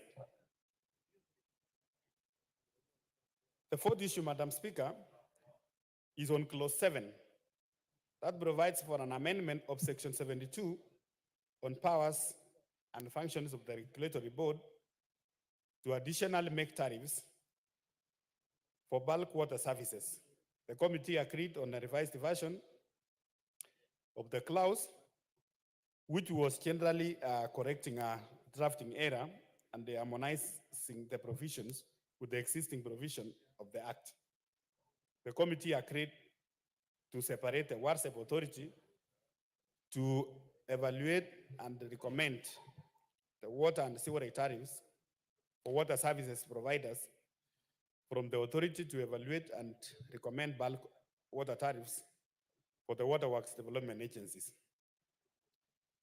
Given that section 72(1)(c) of the Water Act already provides the WARSEP role in evaluating and recommending the water sewerage tariffs for water service providers, the bill needed to distinctly address the evaluation, recommendation, and approval processes for bulk water tariffs. Madam Speaker, the fifth issue, the committee agreed to delete the clause 11 of the bill that sought to amend section 114 on the objects of water sector trust fund to enable the waterworks development agencies to benefit from the fund. Currently, the Act mandates the fund to provide a financial support to counties for water and sanitation services, as well as support the development and management of water services in the marginalized and deserved areas. Madam Speaker, the committee observed that there is need to protect the integrity and the purpose of the Water Sector Trust Fund, which has historically been earmarked to support the marginalized counties. Allowing the waterworks development agencies, which are the national entities, to access this fund poses a risk of diverting resources away from the counties with acute water service needs, undermining the fund primary objective and alleviating the disparities in undeserved regions. The Water Sector Trust Fund also receives contributions from the county governments for agreed upon programs, as stipulated in the section 117 of the Act. Expanding access to national entities that are already financed by the national government raises concerns over the equitable distribution of these resources. This could create an imbalance, allowing the national entities to undue advantage while depriving counties of vital resources needed for the local water service development. Madam Speaker, finally, the committee agreed to retain clause 12 that proposed an amendment to section 19 of the Water Tribunal as proposed by the bill. The committee agreed to reject the Senate proposal to provide for a nomination of 2 persons by the Council of County Governors, these are in the Water Tribunal. Madam Speaker, you may notice that Article 169 of the Constitution establishes the subordinate courts, including the local tribunals established by an Act of Parliament. In exercising a judicial authority under the Article 159 and 160 of the Constitution, the tribunals ought to be independent and subject only to the Constitution and the law only, and to be independent from the direction or a control of any other person or authority, including their composition. The Water Tribunal, as proposed in the bill, is established to hear disputes related to the implementation of the Water Act. As an arbiter, it is prudent that the tribunal membership remains as neutral as possible. Madam Speaker, as I conclude, the committee is grateful to the officers of the speakers, both for the National Assembly and the Senate, for the support they have given the committee, Madam Speaker, since we started the mediation committee to the final of this report. The conclusion. Madam Speaker, finally, I also want to express my appreciation to the members of the committee, both the National Assembly and the Senate, and also to our Secretariat for the commitment, the assignment which it enabled the committee to complete the task within the stipulated period. So, Madam Speaker, those are the few clauses of the Water Amendment Bill, National Assembly Bill number 33 of 2023, Madam Speaker, which we passed in this House. And when it went to Senate, there was some amendments here and there, according to the clauses which I have mentioned here. But Madam Speaker, I want to report to the House that when we sat as a mediation committee, we sat and we have agreed on all the contentious clauses, Madam Speaker, and the bill now is before this House. And I want to ask my colleagues that we approve this bill so that it can go back again, maybe to the Senate for approval, and probably proceed to be ascended by the President, Madam Speaker. Madam Speaker, I beg to move, and I want to ask the Honorable Kamket to second. Honorable Kamket. Honorable Speaker, I second.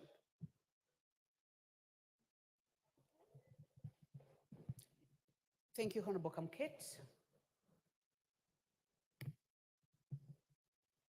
Honorable members, I propose the question that pursuant to provisions of Article 1132 of the Constitution and Standing Order 153, this House adopts the report of the Mediation Committee on the Water Amendment Bill, National Assembly Bill number 33 of 2023, laid on the table of this House on Tuesday, 15th October 2024, and approves the mediated version of the Water Amendment Bill, National Assembly Bill number 33 of 2023.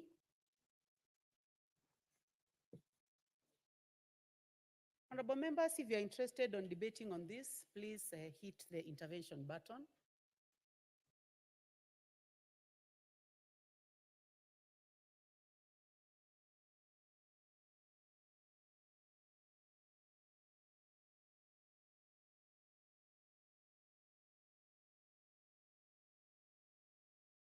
Thank you very much. The Honorable James Nikal, member for Seme.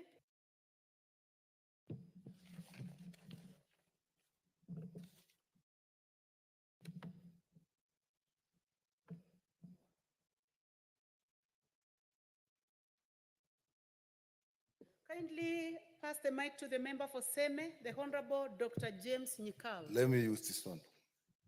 Thank you, Madam Speaker. Madam Speaker, I rise to support the mediated version, merely on the fact that it's actually a mediated version, meaning that members of this House sat with the members of the Senate and looked through, and therefore felt that on those areas that we had disagreed, now we agree. And Madam Speaker, I want to point out that these are really very important bills, and it's unfortunate that when we are discussing them, we don't have very many members to look at them. When we look at the issue of water, water is the greatest social determinant of health. In fact, if you can improve the water supply to your citizens, you will drop diseases related to water by over 90%. And therefore, would have expected that actually a lot of us would be here to do this. Madam Speaker, that is one point I want to raise. The other point I want to raise, Madam Speaker, is that every time we have a mediated bill, the issues come to do with devolution. And you find that many times when we don't seem to agree on what the role of the county governments are. And therefore, if you look at this bill and what was presented, The main issue was in the tribunal and the issue of the involvement of the Council of Governors. Madam Speaker, what that indicates, and Madam Speaker, I want you to hear me on this. Madam Speaker, I've said that every time we have a mediation, you find an issue arising on the involvement of the county government. Even in this bill, the main thing that have come was actually in the tribunal and the role of the county governments. What that means in principle, Madam Speaker, is that our constitution, the way we have implemented our constitution and the way we have implemented devolution, there are very, very many issues that actually have not been totally addressed. And I take this back to the days of the transition authority. Things didn't work. And there are many structures there that do not work. It's my considered view, Madam Speaker, that probably it is time that we looked at the constitution, the way it has been implemented for the last over 10 years, and what are the areas we need to look at. Madam Speaker, it is the same thing.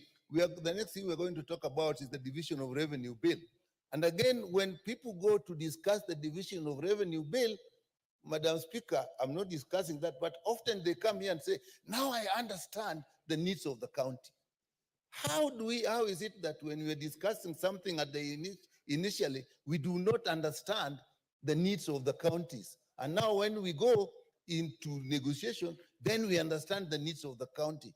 It means that structurally there is a problem in our implementation of devolution, in our implementation of the constitution that brought devolution, and it is time we looked at it and said, which are the areas we need to look at, we need to strengthen. In this country, when somebody talks of amendment of the constitution, people see it in purely political terms. We fail to see that it doesn't matter what politics does. In the end, it is the service people get. And if a bill is affected in such a way that a devolved function cannot be properly implemented unless you improve the relationship between the national government and the county government, then that is where we should look. We can't go every year, we keep going on, and that is the basis of all the things we do. I think, Madam Speaker, that's something we should look at, and with that, I support the mediated version of the water bill. Thank you. Thank you, Dr. Nikau. The Honorable Beatrice Elachi, member for Dagoretti North. Thank you, Madam Speaker. I also rise to support the mediation committee report on the water amendment. Madam Speaker, for us in Nairobi is where now we have, and I know all of you live in Nairobi, with the challenges we always face with water. But now when we talk of the bulk water services that we see, and I know very soon Nairobi is going now to receive the water from the water tunnel that was done, that was coming from Murang'a through. And of late, the county government of Nairobi has been putting in the new pipes.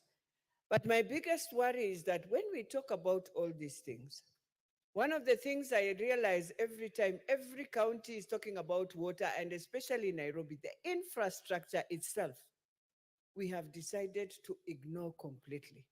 So as much as we will have even the services coming in and even this water coming into Nairobi, as we look at now what we've supported and the amendments we've agreed with Senate, what the Senate should be now helping us with is to push the county governments to also bring in very clear and new regulations, not just regulations for the water, but for the infrastructure that we are using for this water.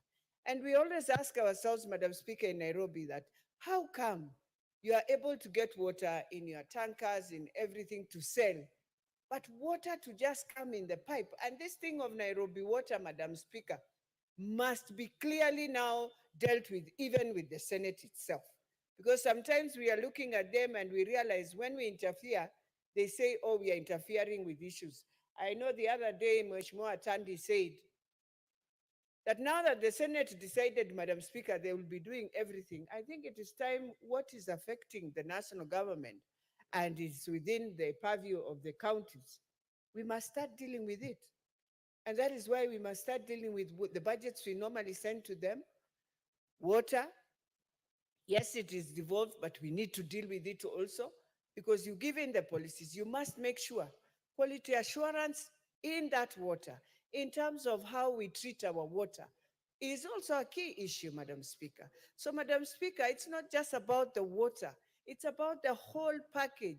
Ever since we went into devolution, we would wish even to have tokens for water, so that when you are spending and paying for water, Madam Speaker, you know I'm paying for what I have spent. But today you find you with yourself with a bill, and you are imagining you have to pay. You've not seen water for 1 month. So as much as I agree with the amendments, and especially the amendments of now bringing in the services, I can see, first of all, Madam Speaker, they decided in their amendments that the clauses, the following clauses of the Senate, and for me, the Senate, when they were looking at it and saying that they consider clause 3 and agreed that the proposal by the Senate on the requirement to subject the bulk water purchase agreement to an economic efficiency criteria. We are agreeing on it, but we are not asking ourselves, the institution that has been running, what happens? Or do we end up again in this? Because everything in government nowadays, Madam Speaker, is bulk. That's why even SHIF is very bulk, and we are now in it. We have no idea where we are headed. Now, this is water, as Mheshimiwa has said. Water is life, and water is health. Clean water will reduce diseases. So let us not just, we need the infrastructure to be looked at. As we go into all these new things that we are doing, the old infrastructure must be looked at, and we must come up with new infrastructure to handle. Lastly, Madam Speaker, on the same issue, now we have all the apartments you see. I'll use my constituency, Dagoretti North. But the waters and the boreholes that we have now agreed to have all over, some of them are drying, yet guys have gone down, Madam Speaker, 400 meters down, looking for water, and it's drying up. So those are some of the things that we must, even as we look at the regulations of those who are doing bulk and all these agreements, can we look at the critical ones that are really affecting us in our lives that we have?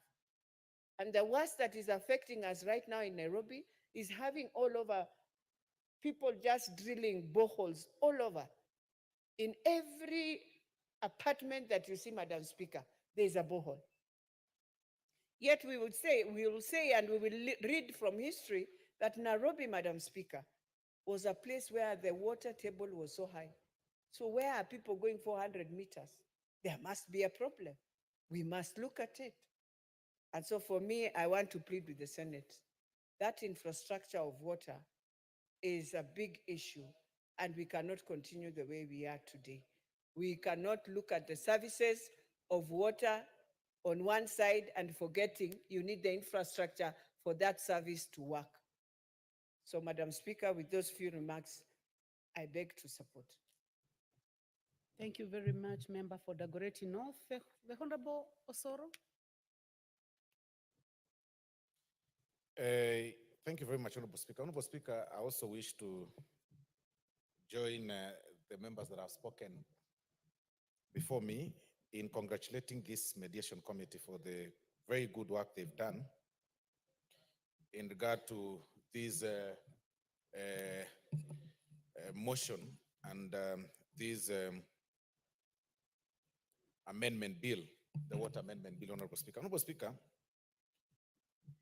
it will be important for members to know that the particular sections that have really been reviewed and the proposals that were made from the Senate are very pertinent to water management in different regions, Honorable Speaker. Section 72, for example, Honorable Speaker, on the Water Act, that is this very Water Act, as it were, it empowered the regulatory body to publish regulatory standards without the approval of the Cabinet Secretary. And this was, of course, for the consistency in the provisions of the law and in order for the water services to maintain the independency and autonomy, its operations and its autonomy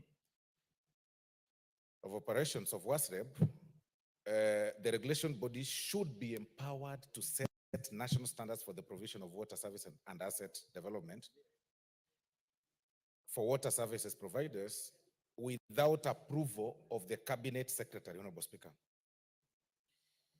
Of course, you'll notice that, however, there was section 2 and 22 of the Statutory Instrument Act guidelines as statutory instruments, and consequently, there is a requirement for the publication in the Gazette. This observation, Honorable Speaker, is very important as enshrined in clause 5 by the committee. The committee, Honorable Speaker, also agreed with the proposal by the Senate on the requirement to subject the bulk water purchase agreement to an economic efficiency criteria, which should be dropped, and instead, this very body, WASREP, be included and be among the bodies to be consulted when the WWDAs are entering into bulk water purchase agreements. Mr. Speaker, this was a very good proposal by the Senate. Very, very good proposal by the Senate, which of course the committee observed with of course another proposal to seek for a deletion that had included that provided that a national public water work shall not be transferable to county government. So this had to be dropped to allow for non-transferability of national public works, Honorable Speaker. Very, very good proposals. You'll agree with me, Honorable Speaker, that water is essential, and they say water is life. And there's a delicate balance in management of water and health systems in the society. So it was very, very important for the joint committee of, that is the Committee on Mediation, to come up with very, very good proposals and consult widely. Because even on the nominations of those people who sit at the Council of County Government, you see, that is where the consultations and mediation was very important, because they had to reject the Senate's proposal to provide for the nomination of 2 persons by the Council of County Governor to the Water Tribunal. And you know, it was a very vital reason, because Article 169 of the Constitution usually establishes subordinate courts, and that includes local tribunals established by an act of parliament. So in exercising judicial authority under Article 159 and 160 of the Constitution, tribunals ought to be the independent and subject only to the Constitution and law, and law only, and be independent from the direction or control of any person or authority, including in their composition. So the inclusion of 2 people nominated, or 2 persons, of course, nominated by the Council of County Governor, Honorable Speaker, really, there was no fairness in such, because on matters judicial review and matters litigation, or where there are disputes that arise, it's important to have these independent bodies. And the Water Tribunal, as proposed by the bill, is then going to be under the Water Act to hear the disputes related to the implementation of the Water Act, Honorable Speaker. So for that reason, Honorable Speaker. Order, Honorable Soro. I have a point of order by the Honorable Jared Okello, member for Nyando. What is out of order, Honorable Jared Okello? Honorable Speaker, I thank you very much. I did not intend to interrupt my very good friend, Honorable Soro, who has delivered justice to this mediated fashion. And he was actually winding up, so I hope I haven't disrupted his thought processes. Madam Speaker, the bill before us, as mediated, has already been canvassed very extensively. So within this House, there were a few touch-ups here and there that called for the mediation between the House of Senate and that of the National Assembly, Honorable Speaker. So what we have before us is a document that is complete. There is nothing that we can do in terms of amendments, as mediated, it can only be passed or it falls, Honorable Speaker.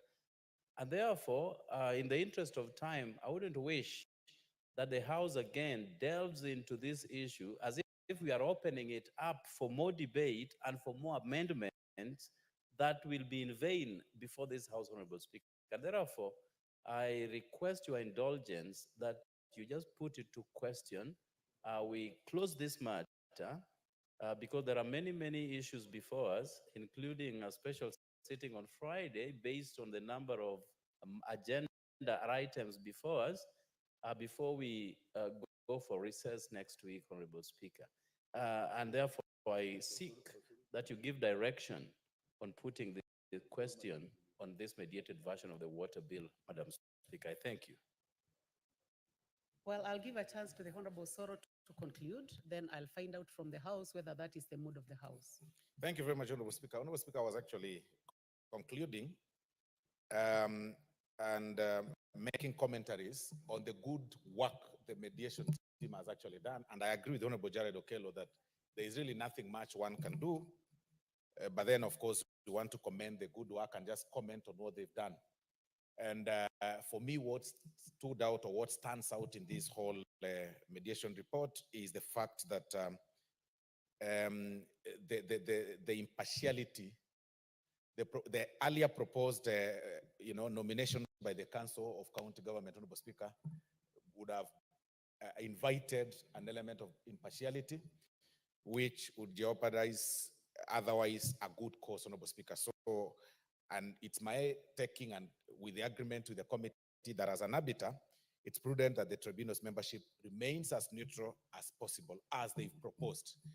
It is actually just a commendation job. It's to recommend and to appreciate the committee for a job well done, and congratulate them, Honorable Speaker. And for that reason, I beg to support. Thank you very much.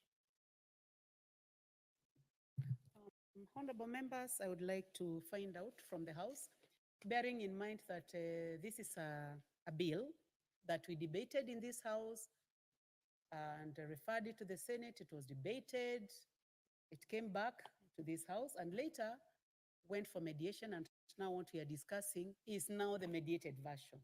What has been agreed by the committee that was set up by the National Assembly and the Senate. So I'd like to find out from the House whether it's the mood of the House that I put the question.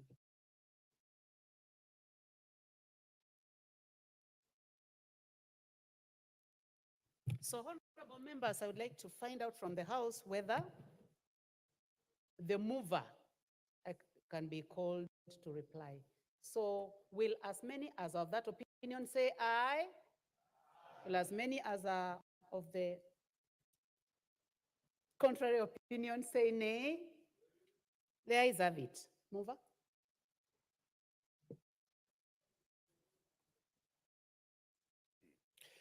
Thank you, Honorable Speaker. And Honorable Speaker, as you heard even from the Honorable Jared, Madam Speaker, this bill was debated in this House. It's a bill of 2023. Many members contributed then.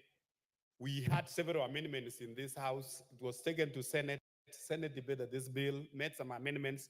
And what we have in the floor, the mediated version, Honorable Speaker, is a bill which requires just the approval of the House.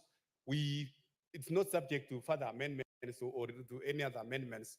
So, Madam Speaker, I want to thank the honorable colleagues, the majority whip, and all of us who are actually ventilated into this mediated version of the Water Amendment Bill, the National Assembly Bill number 33 of 2023, Madam Speaker, and I beg to reply. Thank you very much. Honorable members, we will not put the question at this moment. It's going to be put in another sitting as scheduled by the House Business Committee. Next order. Order number 12, motion, inquiry into irregular and illegal grant of tax exemptions to a company under the Special Operating Framework Agreement.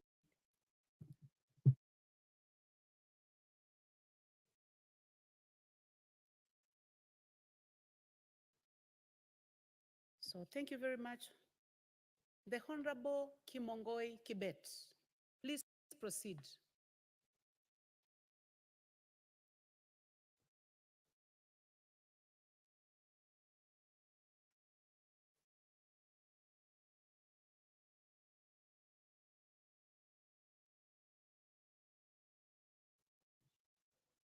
Are you a member of the Committee on Delegated Legislation?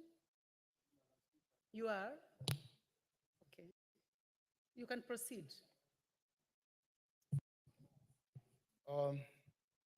Thank you, Madam Speaker. I wish to present this report on the inquiry into irregular and illegal grant of tax exemptions to a company under the Special Operating Framework Agreement. Madam Speaker, I'll give you the summary of the report and findings of the committee as follows.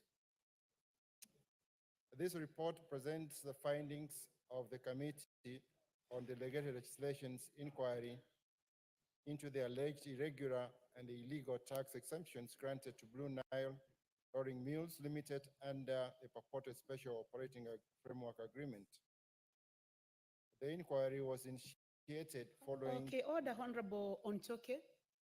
Please start by moving the motion as it is in the order paper. Then you can now proceed and tell us what you're telling us now. Thank you, Madam Speaker. I would like him to be assisted with the order paper. All right. I move the motion that this House adopts the report on the Committee on Delegated Legislation on the inquiry into irregular and illegal grant of tax exemptions to a company under the Special Operating Framework Agreement laid on the table of the House Thursday, 26 September 2024.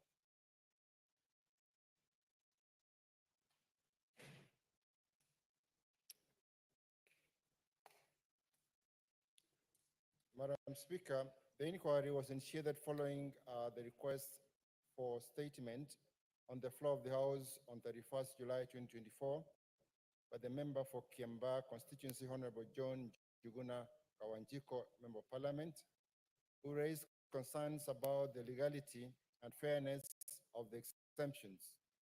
Upon request, the Honorable Speaker referred the matter to the Committee on Delegated Legislation for its consideration pursuant to Standing Orders 44-2C of the National Assembly Standing Orders.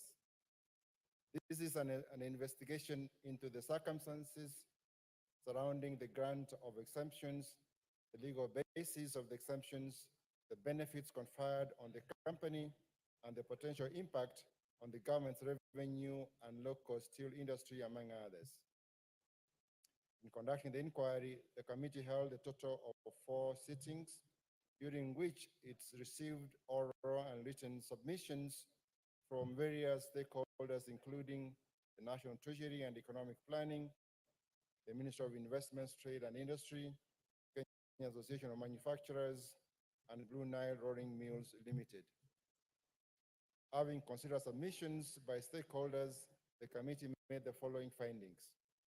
Unconstitutionality.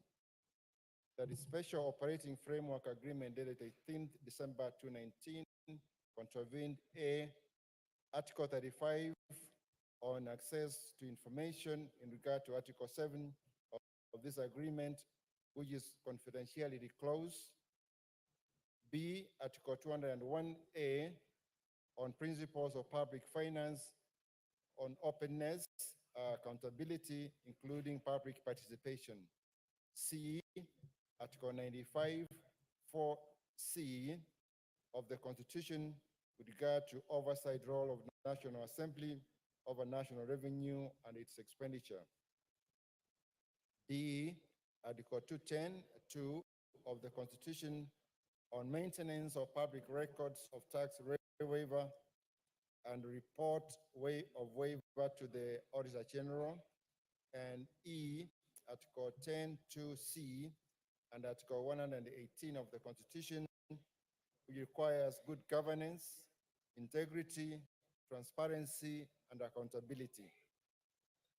Non-conformity with relevant statutes, that the agreement failed to conform with the relevant statutes, including A, Section 13 of the Income Tax Act, Cap 470 of the laws of Kenya, which allows the Cabinet Secretary to exempt any income or class of income which accrued in or derived from Kenya from taxation. One, by publishing a Gazette notice to that effect in accordance with the subsection 2, and 2, by submitting the notice to be laid before the National Assembly without unreasonable delay in accordance with subsection 3.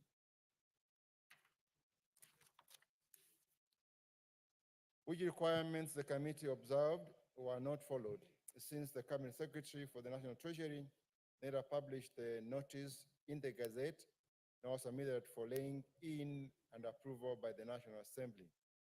2, Section 68 of the Value Added Tax Act, Cap 476 of the laws of Kenya, except all special operating framework arrangements entered into with the government, which were in existence at the commencement of the Act in the year 2022. In this arrangement, the arrangement was signed between 16th and 30th January 2020, falls within the timelines of the arrangements served under the Value Added Tax Act.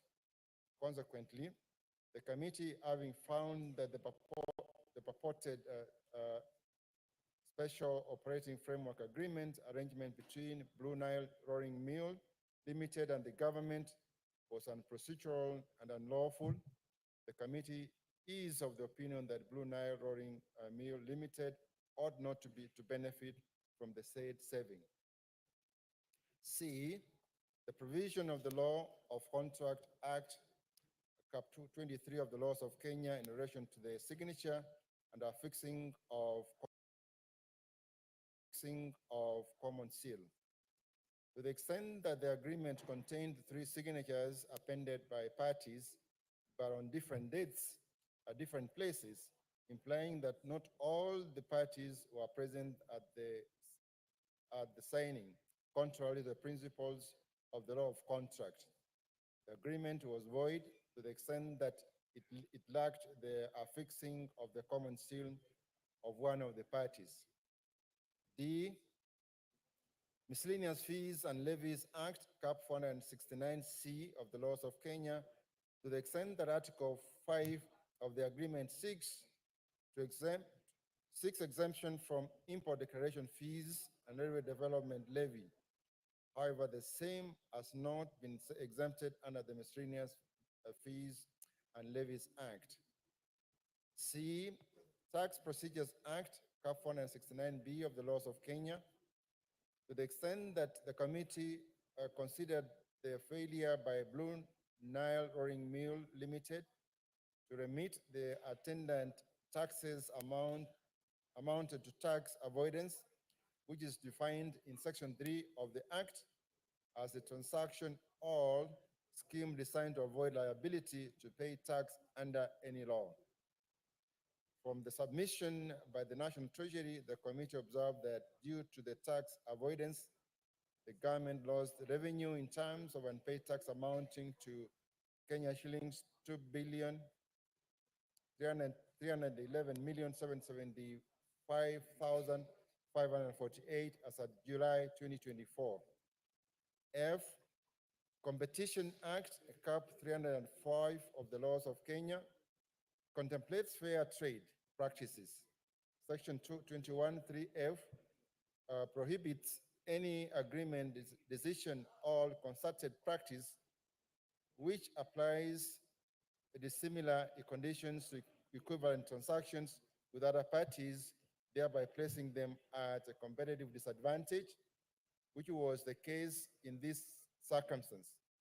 The committee observed that this agreement was discriminative and created unfair level ground for other industry players, contrary to Article 24C of the Constitution and non-discrimination on any grounds.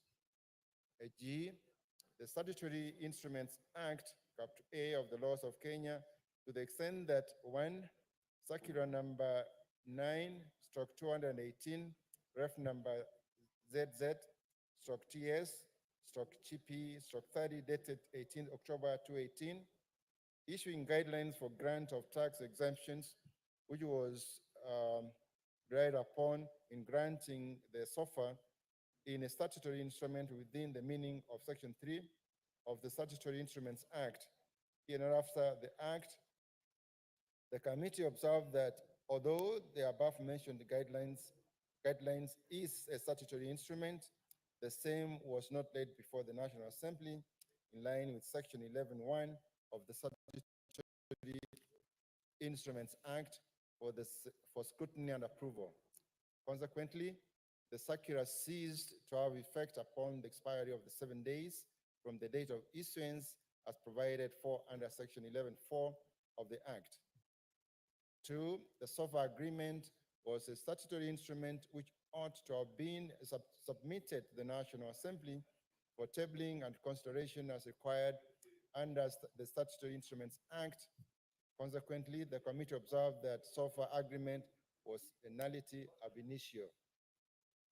Non-compliance with the principles of a standard contract agreement, that the agreement did not comply with the general principles of a standard contract or agreement in respect to the signatures appended and the dates reflected therein. The committee further observed that the exemption under East African Community Duty Remission Scheme was granted despite lack of demonstration of any application for the same, which is a clear indication that the exemption was unprocedurally and unlawfully granted.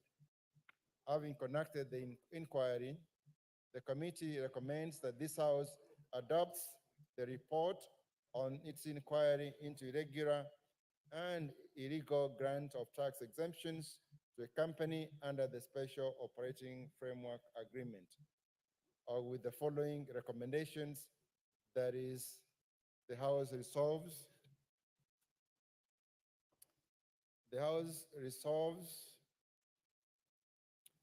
A, to declare that the said Special Operating Framework Agreement was done outside the requisite legal framework, thus a nullity and hence void.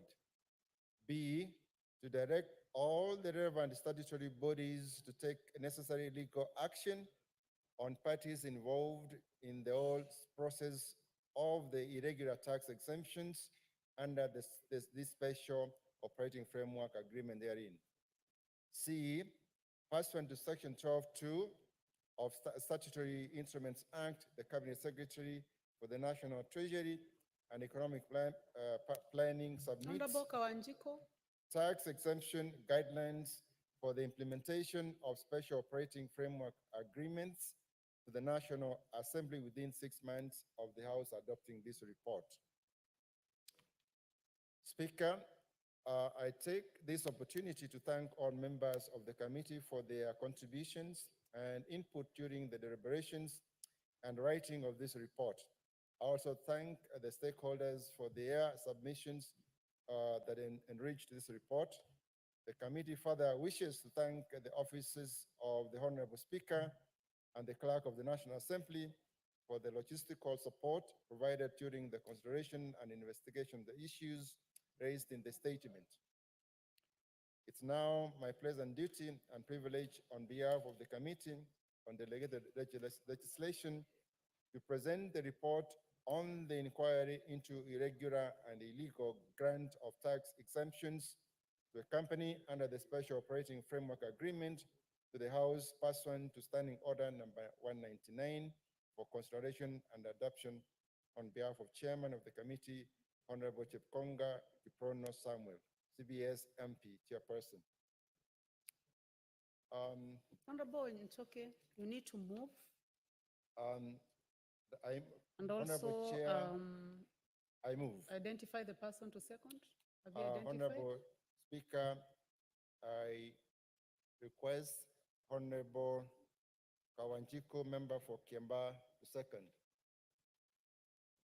Thank you. The Honorable Kawanjiko, member for Kiamba. Thank you, Madam Speaker, for giving me this opportunity. I rise to support the report of the committee on delegated registration on the inquiry of the alleged irregular and illegal grant of tax exemption to Brunei Rolling Mill Limited under the Special Operation Framework Agreement, commonly known as SOFA, Madam Speaker. And as you are aware, the report is culminating from of the inquiry carried out by the committee upon request for a statement that I made to the House. In my statement, I had sought the indulgence of the committee to look into concerns relating to the legality of the SOFA agreement, which had illegally exempted taxes returning into billions of shillings belonging to the people of Kenya to one company named Blue Niles, Madam Speaker. I have held a chance to pursue and certainly examine the report of the committee that I rise to support its finding as contained in the report, in particularly in paragraph 114 to 121. Indeed, the committee has established that the SOFA agreement was unconstitutional for violating, among other provision, Article 35 on access to information and Article 201A on openness and accountability in public finance.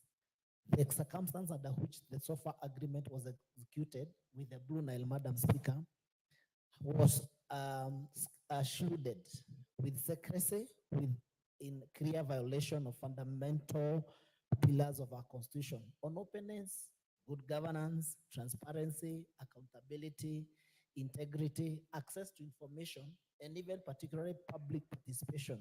How one can exempt a company from paying hundreds of billions, Madam Speaker, without disclosure is baffling and certainly cannot stand the test of our Constitution, Madam Speaker. What even worrying is that the SOFA agreement, which is statutory instrument, Madam Speaker, ought to have been submitted to this House for scrutiny. That's number one, Madam Speaker, for scrutiny, and a manner provided for the Statutory Instruments Act, Madam Speaker. This was never done, and the SOFA agreement is certainly illegal, null and void for being contrary to the provision of the statute, that this House was bypassed to grant tax exemption in billions to a private company in complete disregard of our oversight law, cannot also stand to the test of Constitution, and I agree with the recommendations of the committee, Madam Speaker. In light of the foregoing, I support recommendations of the committee that the relevant bodies, Madam Speaker, should take necessary legal action against all parties that were involved in the whole process of the irregular tax exemption. Additionally, I support that committee recommendation that the Cabinet Secretary for National Treasury should submit guidelines for implementation of SOFA agreement to this House so that in the future we do not encounter such illegalities, Madam Speaker. And in conclusion, allow me to thank the committee. They did an amazing job, especially to make sure that they look into that inquiry, make sure that they have gotten and given a proper hearing to the committee, to the company, to the National Treasury, and everybody who was involved, Madam Speaker, to come up with this agreement and to pass this agreement. It was a serious oversight that this House was not involved, Madam Speaker. Even public participation, whereby you are exempting billions of money from the taxpayers. You know, you are denying Kenyans an opportunity of earning this money from the taxpayers, and you give to one individual without even consulting the people's representative, which is this House, Madam Speaker. And I therefore congratulate the committee. That finding should be put into consideration. And even the Minister for Treasury, they should provide guidelines on how exemptions should be carried out later in the future in case we find ourselves as a country in a similar position, Madam Speaker. And it cannot be allowed. It is not that people decide to go and do things that are affecting our country without involving this House and the independence of this House. The independence of this House is that Madam Speaker must be involved in making laws and passing such serious laws that have serious ramifications when it comes to whatever is affecting our people and whatever is affecting the public, Madam Speaker. Therefore, the committee recommendation is critical, and I support and I rise to support the committee recommendation, Madam Speaker. I support. Honorable Kawanjiko, You second. Sorry, I second, Madam Speaker. Thank you, member for Kiamba. Honorable members, I now propose the question that this House adopts the report of the Departmental Committee on Delegated Legislation on the inquiry into irregular and illegal grant of tax exemptions to a company under the Special Operating Framework Agreement laid on the table of this House on Thursday, 26th of September 2024.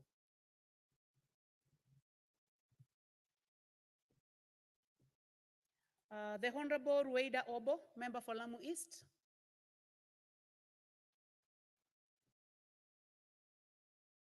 And honorable members, then I request that those who are interested in debating on this matter to go to the intervention button. The Honorable Beatrice Elachi, member for Dagoretti North. Thank you, Madam Speaker. Madam Speaker, since morning, I have been seated waiting for this report. And Madam Speaker, as I stand to support the report, I just want to now go to a lane where, as Kenyans, while we feel so disgruntled, why construction is damn expensive, why buying a wire is one thing that people are screaming that they cannot construct today their houses, is because when you find another Kenyan, Madam Speaker, seated in an office somewhere and decides to just take us to a place where even this house that Kawanjiko is selling us did not go through that exemption policy to allow one company in Kenya to provide for us construction wires. It is very sad. And it is not just this, Madam Speaker. That is why we are having to pass good laws in this House. The moment it goes to the executive, everything changes. The policy of education changed. We are now in some model that we are wondering, is it the same thing we passed in this House, or what just happened to the whole model? We have finished on that one. We are now on another health one, Madam Speaker. Same challenges. Again, we are wondering, why did we pass we need an insurance for Kenyans when right now they can't even access that health? Madam Speaker, there are many companies in this country, and let me tell you, the ones that are more suffering are the ones owned by Kenyans themselves. Because every of this you must import in. And so when you come and exempt billions of shillings and you leave others struggling, and I'm hoping we are not saying this and my friends at DEVKI become again beneficiaries. I know they follow the law, but let us not also monopolize and find ourselves again one company, the way we have monopolized the one for shish, to find ourselves that we can buy an equipment of 104, and it is just one person now in the health sector, Madam Speaker, that is about to do the same thing this company, Blue Nile, did to us. It should never be, and it should not happen. And Madam Speaker, if we want to be serious with the National Assembly, indeed before December we go for recess, we must ensure we have clarified and done best to the education model, to SHISH, that we shall be closing, going for recess to next year, Madam Speaker, knowing that Kenyans also are closing, that we have done the right thing in this House. Madam Speaker, when you look at the recommendations, and you look at 22, 23, 24, now you listen to what the East African Community Customs Management Act 204 provides and all that. And then now you come to 27, where we are saying that the SOFA, which is the special agreement, the framework of that was now used to bring this exemption, is that was not published in the Gazette, and was not forwarded to Parliament for consideration and approval as required by Articles 10, 118, 201, and 210A of the Constitution. And Madam Speaker, you'll find still the officers who did this are the same officers who are going to do these other things. And that is why the president is in big trouble. Because as we always say, it is not the president. It is us who have been given privilege by Kenyans to be in offices who are auctioning our country day and night. Because you are the technical person to prepare the document. And you're expecting in every document, the president has to read through word to word because he has no idea what other word you have hidden outside, inside, to benefit you after. And how will the president be reading all documents? He can't.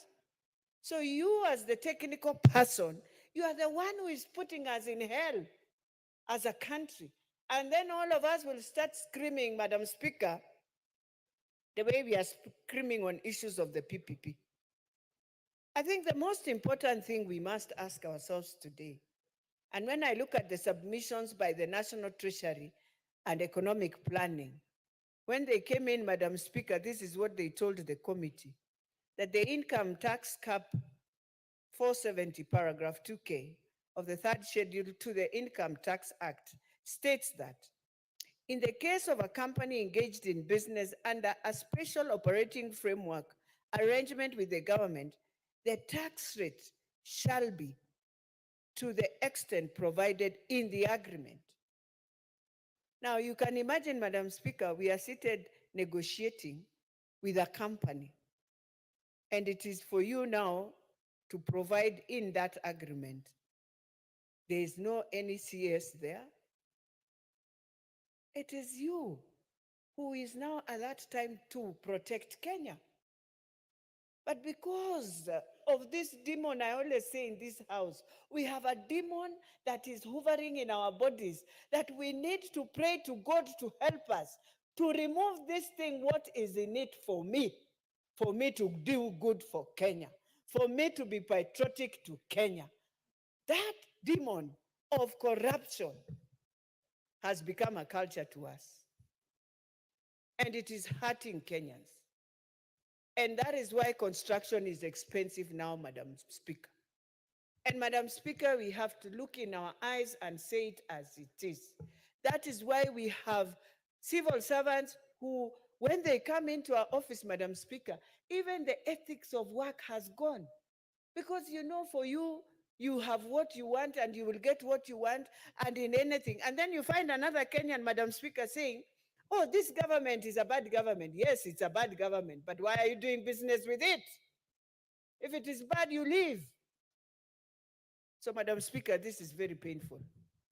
This has to go now to EACC. This has to go, and we must recover money so that other companies that are trying to look for ways and exemptions, if in a children's home, Madam Speaker, even our own children's home, my own, we tried looking for exemption for us just to bring in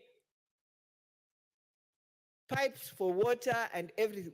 They denied us, Madam Speaker, so that we can get clean water. We had to go back to Davis and Shuttle to buy it. So I'm wondering, and this is just a children's home, yet a person who is doing business so well in this country, making good money, is still given exempted. Then when they finish, they will go to KRA, Madam Speaker, to claim, because that is what is happening. You find, in fact, the business in Kenya right now that is very sweet. You just do big business, walk into KRA and now send your letter, you want now your incentives back. That is what big companies are doing here in Kenya. It is unfair to Kenyans who are paying very high tax. And it is time we change. It is time we have to have an ethical way of doing work. When you are given work by government, that office is not to auction Kenya. That office is to keep Kenya, is to protect Kenya from people who come to take advantage of our country. That is why we want to see the PPP program and the agreement of the PPP project at the airport in this house. We go through it, we tell Kenyans this is how it is, Madam Speaker. And as I finalize, I want to thank Kawanjiko and to tell him, if you never brought this, this would have continued and it would have been very, very sad. I end by saying, before we leave this house in December, can we rectify what we've done wrong on the education model and the health insurance that everyone is wondering what happened to us? I support. Thank you. The Honorable Samuel Atandi, member for Alego Usonga. Thank you, Madam Speaker, for the opportunity to comment on this motion. And Madam Speaker, let me begin by offering my accolades to the member for Kiamba, who has brought this matter before the House. Honorable Kawanjiku, by coming up with this matter here, this is now what I would call the proper oversight by Parliament. And Honorable Kawanjiku, you are now in another league. I want to say, Madam Speaker, that I agree with the report from the committee, but I take issue with the recommendations. Madam Speaker, this is clearly corruption. What happened in this matter is clearly corruption because the established laws were ignored and this company was allowed to operate, set up and operate outside the law, the framework. So according to me, Madam Speaker, this is corruption. And in the report, the recommendation should have been very clear, should have been in black and white, should have been in bold, that the directors of this company should have been prosecuted. So I think this is something which needs to be clear. Because, Madam Speaker, we are talking about the government, the economy having lost taxes in billions. And there are officers, government officers who allowed this to happen. So I think we need to amend the recommendation to say that the directors of this company, together with the government officials who assisted them in ensuring that this tax evasion is achieved, first of all, to be prosecuted. Secondly, Madam Speaker, I am one of the people who believe that for Kenya to attract serious investors, that we need to have a framework where certain tax exemptions are granted.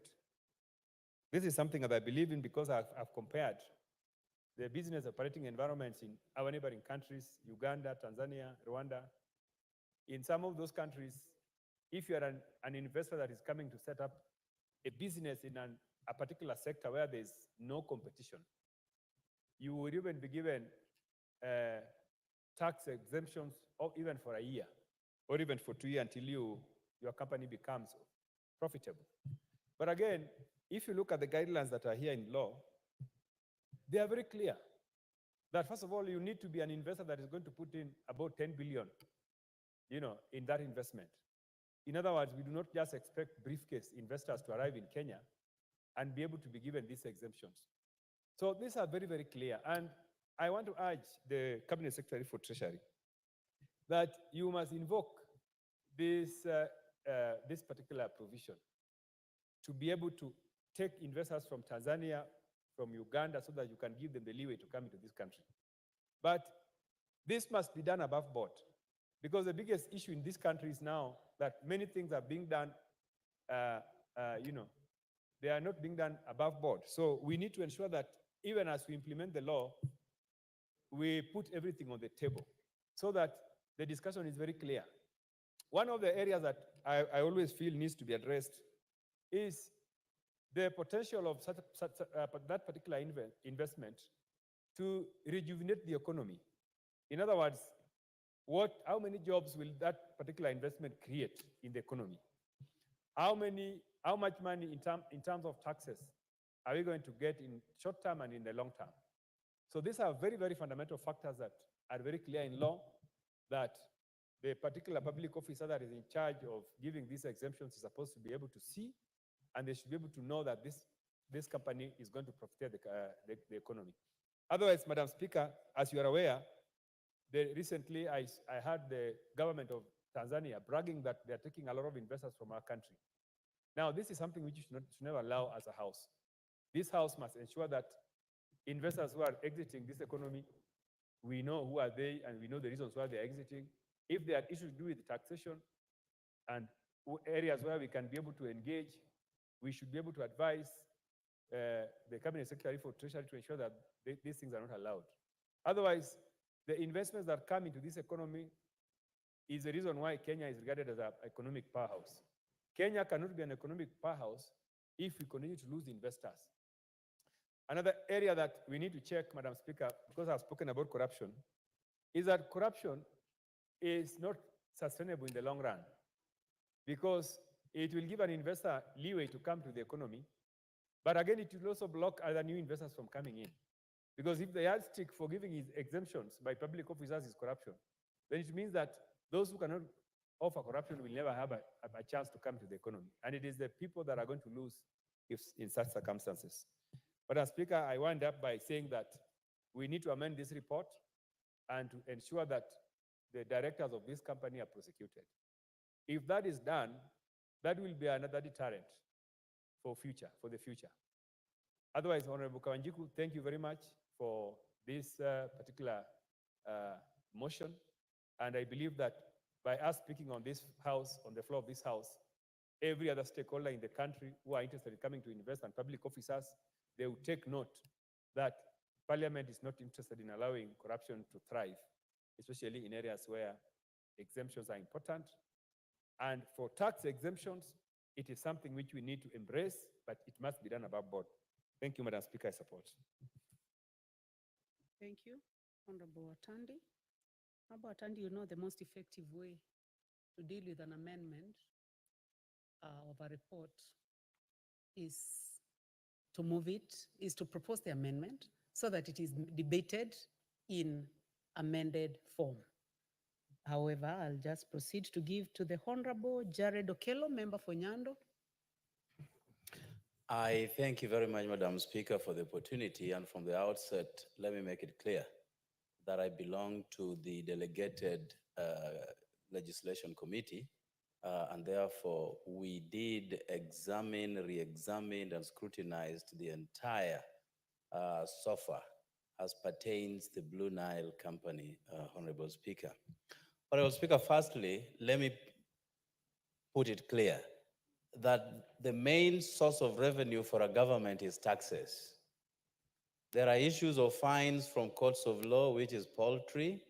There are issues of parastatals making little money, much of which is plowed back into the same parastatals in A&A, and the little that goes to Treasury is not worth talking about. And therefore, taxes present the only viable opportunity for a government to run its programs, Honorable Speaker. And that is why Treasury all over the world would be very slow to grant any tax exemption to anybody and to any company, Honorable Speaker, because by extension, that denies the government an opportunity to make its money, Madam Speaker. Now, on this special operating SOFA, this SOFA idea that is with us, Honorable Speaker, it actually emanated from the East Africa Legislative Assembly that came up with a law that would allow certain countries to grant tax exemptions to particular companies within the East African community, Honorable Speaker.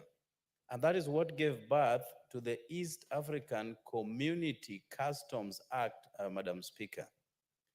Now, Article 1 of our Constitution dictates that Kenya becomes a signatory to its own ratified treaties and conventions across the country, across the world, Honorable Speaker. But there is usually a process. It is not blanket. Those protocols must be domesticated by countries such as Kenya for them to operate. Now, on this particular SOFA, Honorable Speaker, whereas it has been recognized within the East African community as a treaty, as a protocol, it was not domesticated in Kenya. and therefore it could not be gazetted by the Attorney General to operate within our borders, Honorable Speaker. And that is where the problem lies. That how would a company be enjoying rebates, tax rebates, and tax holidays based on a law that has not been domesticated, Madam Speaker? And that was the gist of all our interaction with all the players that came before us, including Treasury, Madam Speaker. Article 50 of our Constitution pays credence to a fair hearing.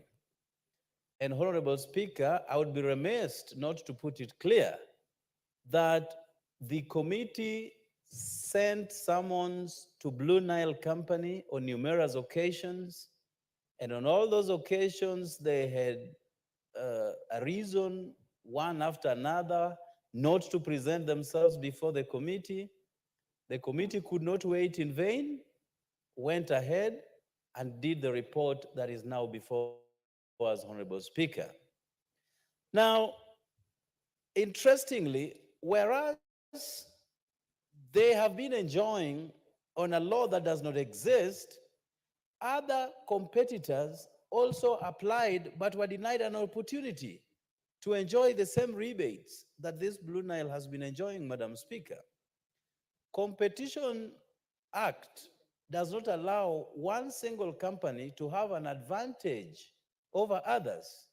And that is why companies that are also doing the same business were at pains to transact, because the SOFA that was extended to Blue Nile touched on certain raw materials that are used for manufacturing metals, Madam Speaker.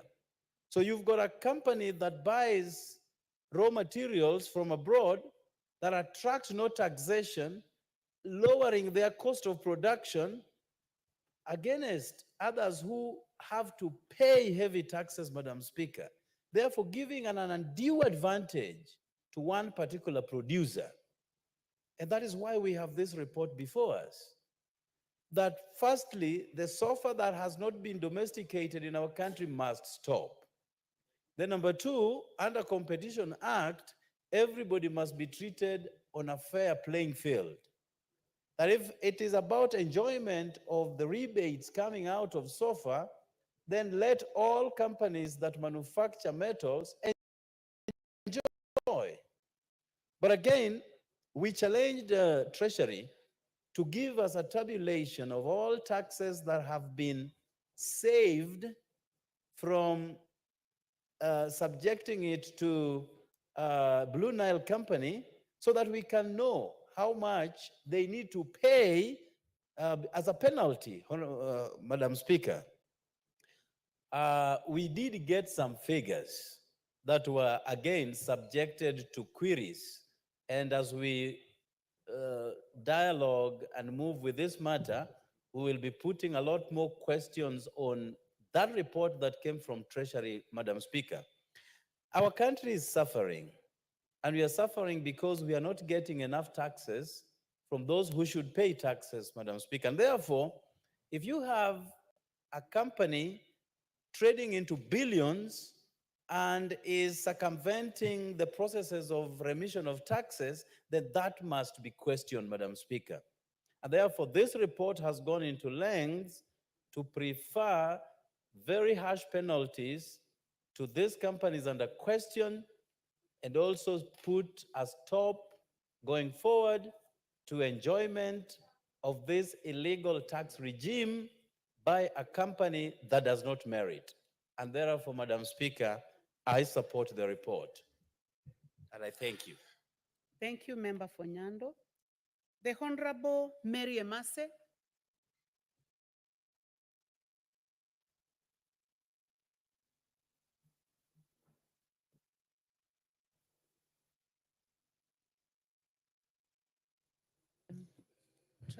Thank you, Honorable Speaker. Honorable Speaker, from the onset, I would like to congratulate Honorable Kawanjiku for bringing before this House this question. And I want to appreciate the committee for the good work.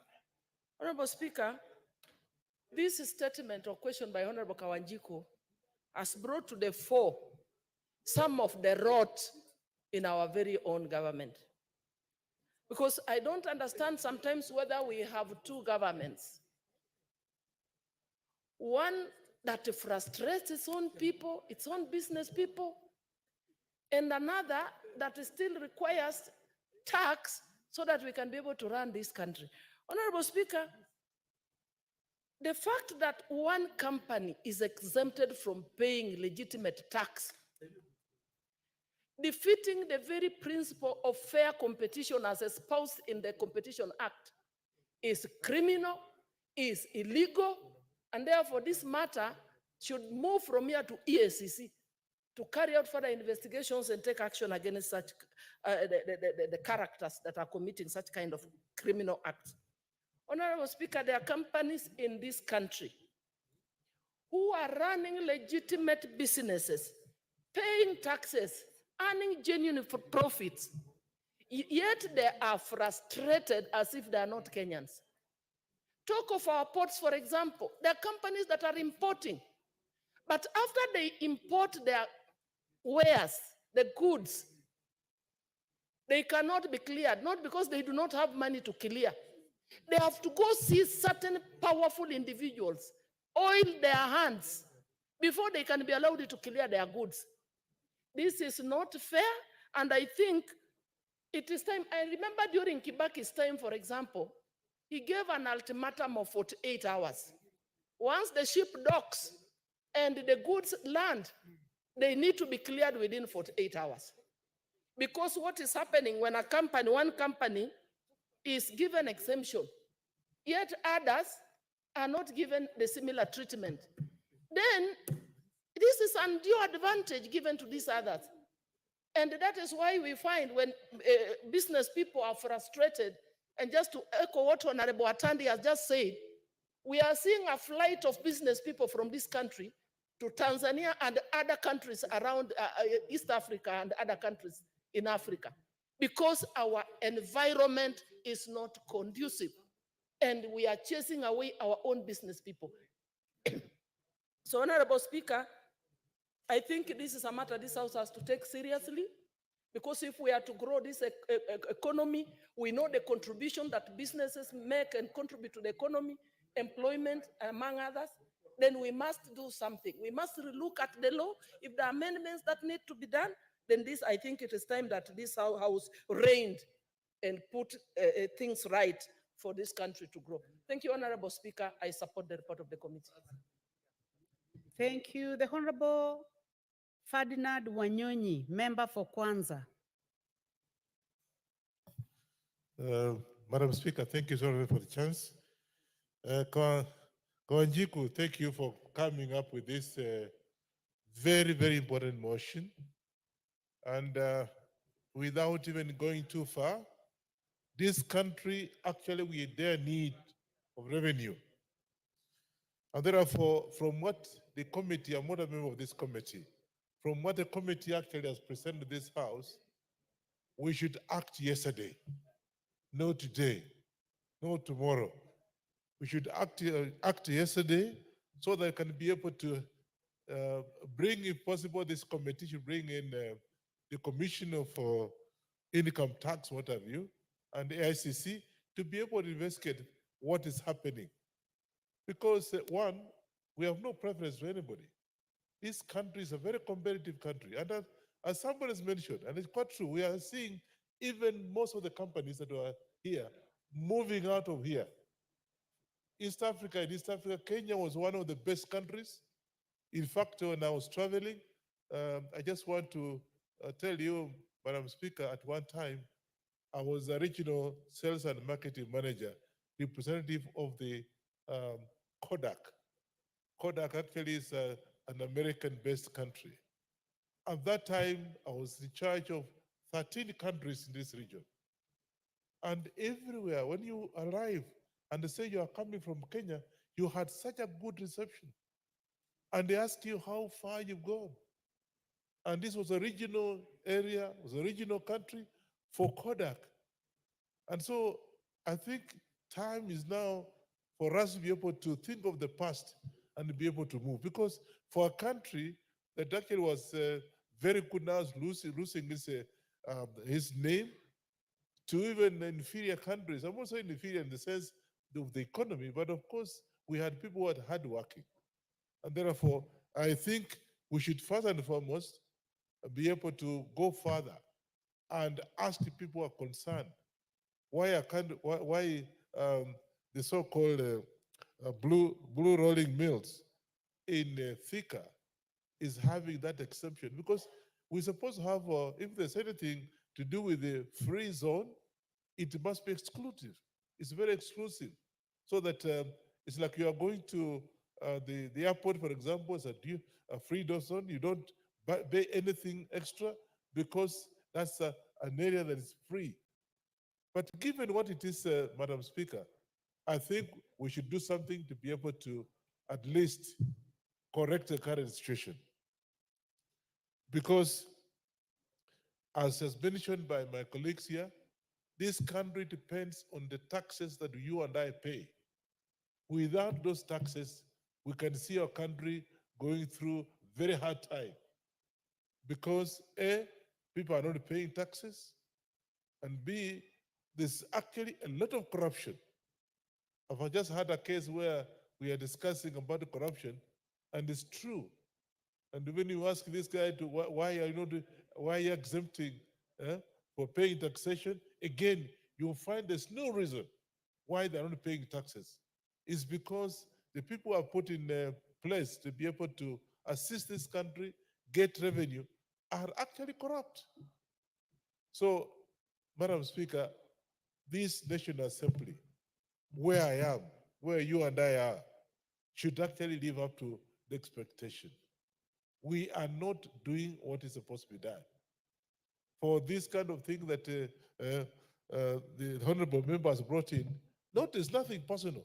And I've asked him, and he tells me even that company does not employ as many people as supposed to. So what are we up to? So my contribution to this committee is that the commissioner I think there's a commission which is supposed to be dealing with this kind of thing, and even the ICC should be brought to this house to be able to move, so that maybe there are 20 other exceptions that actually are doing the same thing, and you and I don't know. And of course, that's we're supposed to oversight all these companies. So, Madam Speaker, my take is that we should move very fast. This is just an example, one among others, and move to be able to rectify the situation. I support this, and I look forward to us actually taking action to be able to correct the situation. Thank you. Thank you. The Honorable Peter Orero, member for Kibra.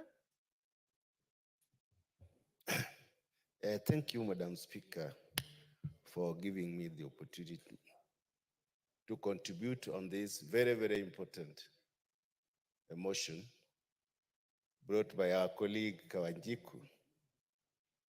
I think it has reached a time that people should respect the functions of this parliament. We have a number of issues that pass that are commissioned without the involvement of the National Assembly. Exemptions of duty and taxes is a menace to this country. Yesterday, we were debating on the sharing of revenue in this country to the county governments.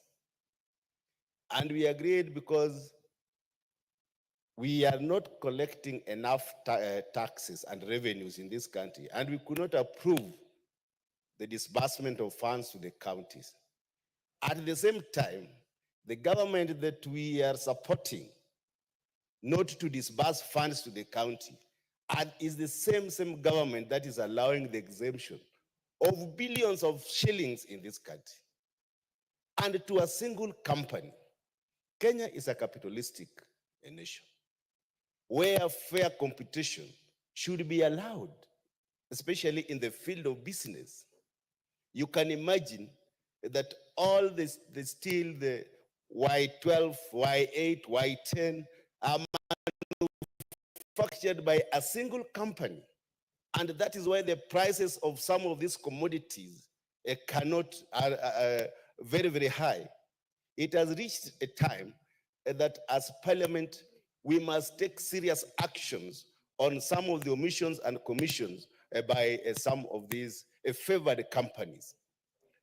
We must not allow that we lose billions, yet as of last year, the government was only able to collect, maybe in terms of revenue collection, about 2.9 trillion, and they missed the target.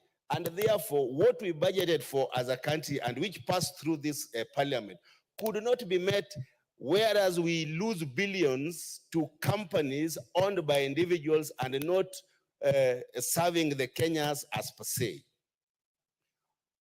When we look at some of the acts that we have made, Privatization Act, some of the companies that are being privatized are done through the ministry or through the treasury, and it is not passing through the government, through this parliament. I am happy that the courts have stopped some of these transactions and has ordered that this should be done through parliament. We must be, as a parliament, look at some of the acts which allows us to control the management of some of these things, and we must have a threshold where the exemptions can be done with the ministry. Again, Yes, what is out of order, Chair? And now you are expert of standing orders. Which standing order? Thank you, Honorable Speaker. Honorable Speaker, What is out of I order? rise pursuant to Standing Order 95. Madam Speaker, Madam Speaker, as you know, this is a day that is reserved for members' motions. We are discussing a committee motion, and it will take us to 1 o'clock without discussing a single member's motion. I sit in the House Business Committee, and this has been a concern for us, that the members' motions have never been discussed. And I see the next motion is by the Honorable Elisha Odhiambo. To do justice to the private members' motion, it is important that we consider this motion. I know members would like to contribute to this. Madam Speaker, this is a very serious matter. You know, government has been struggling to raise taxes. And the reason why GNCs invited us here is because we have given too many exemptions. You can imagine you're giving an exemption to a monopoly. We don't even need to say too many things about this. A monopoly cannot enjoy a tax exemption. In fact, they should be paying taxes. So, Madam Speaker, would I be in order to request you to ask the mover to reply so that we without anticipating the next motion, Madam Speaker, and just to be fair to the private members' motions? Because I feel very bad when we close the day without the private members' motion being spoken to. I thank you, Madam Speaker. This is within your committee, delegated legislation. This matter has found itself in the floor of the House. It has been moved, it has been seconded, and now it's being debated. But I just to understand you, Chair, Honorable Chepkonga, you are saying that members already agree. So the mover to be called to reply. I am going to put this to the House to make a decision on whether the mover to be called to reply. So honorable members, point of order, please. Point of order. I put a question. Take your seat, member for Kibra. I would like to find out from the House, from you, honorable members, whether it is the mood of the House that the mover be called to reply. Will as many as of that opinion say aye? Will as many as of a contrary opinion say nay? The nays have it.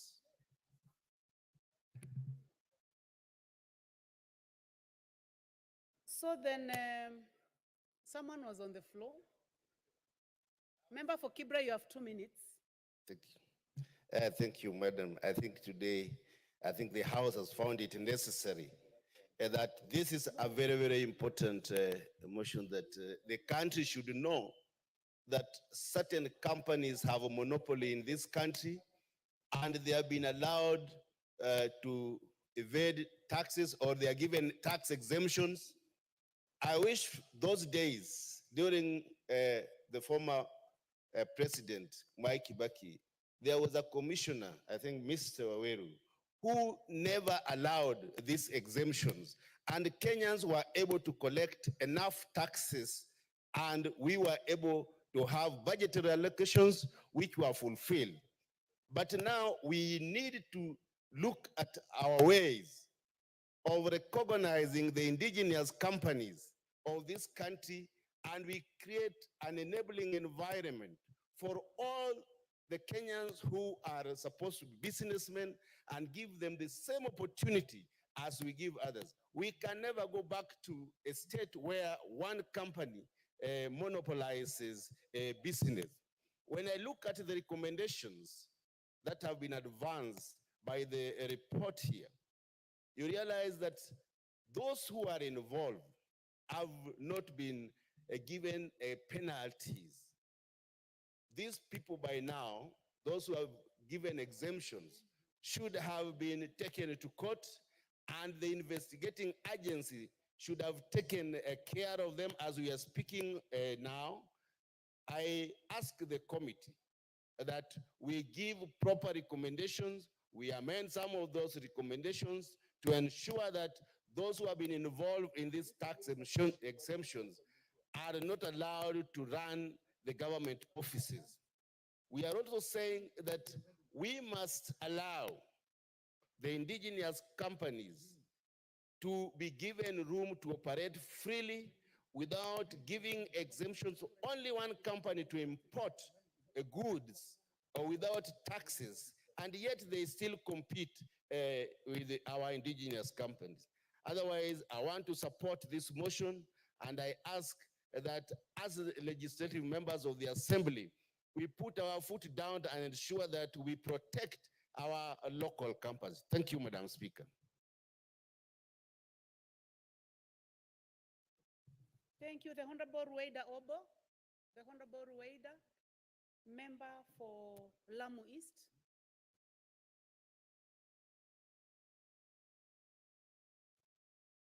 Asante Bi Speaker, unipatia nafasi nami kuchangia kwa hii ripoti.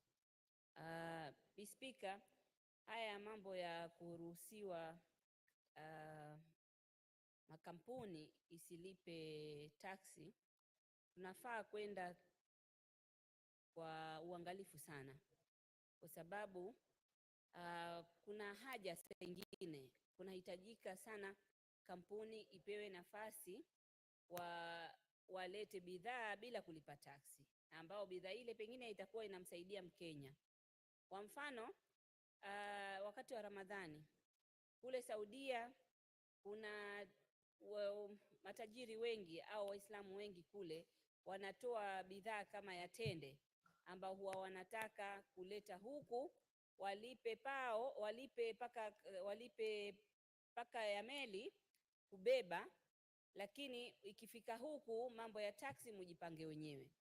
Sasa huwa ni chakula cha msaada, ni tende, ili wakati wale wafungaji Ramadhani wamefunga wapate ile thawabu ya kufungua na ile tende, nao waonje, wengine hawapati tende wapate tende.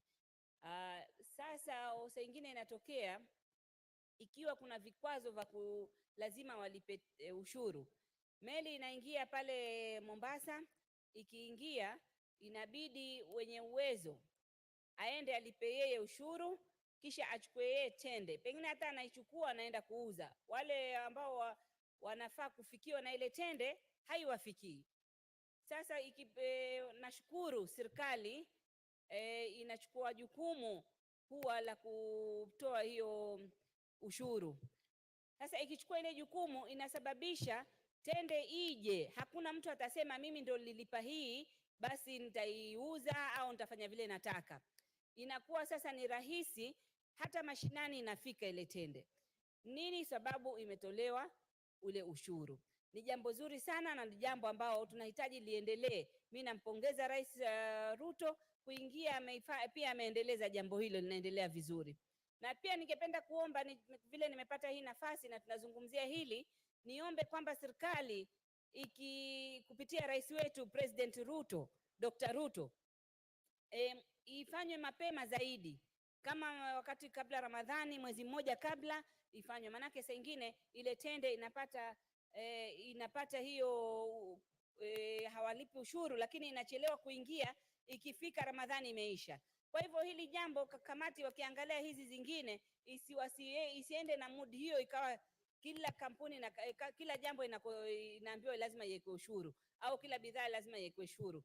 Hii inasaidia sana na watu wengi wanafaidika, na hawafaidiki Waislamu peke yake, hata Wakristo wanafaidika, kwa sababu ile tende ikija, kama mimi kwangu nikigawanya tende Lamu nawapatia Waislamu na Wakristo. Tukigawanya mfano ni kijiji, mfano tumegawanya Faza, tunawapatia wote.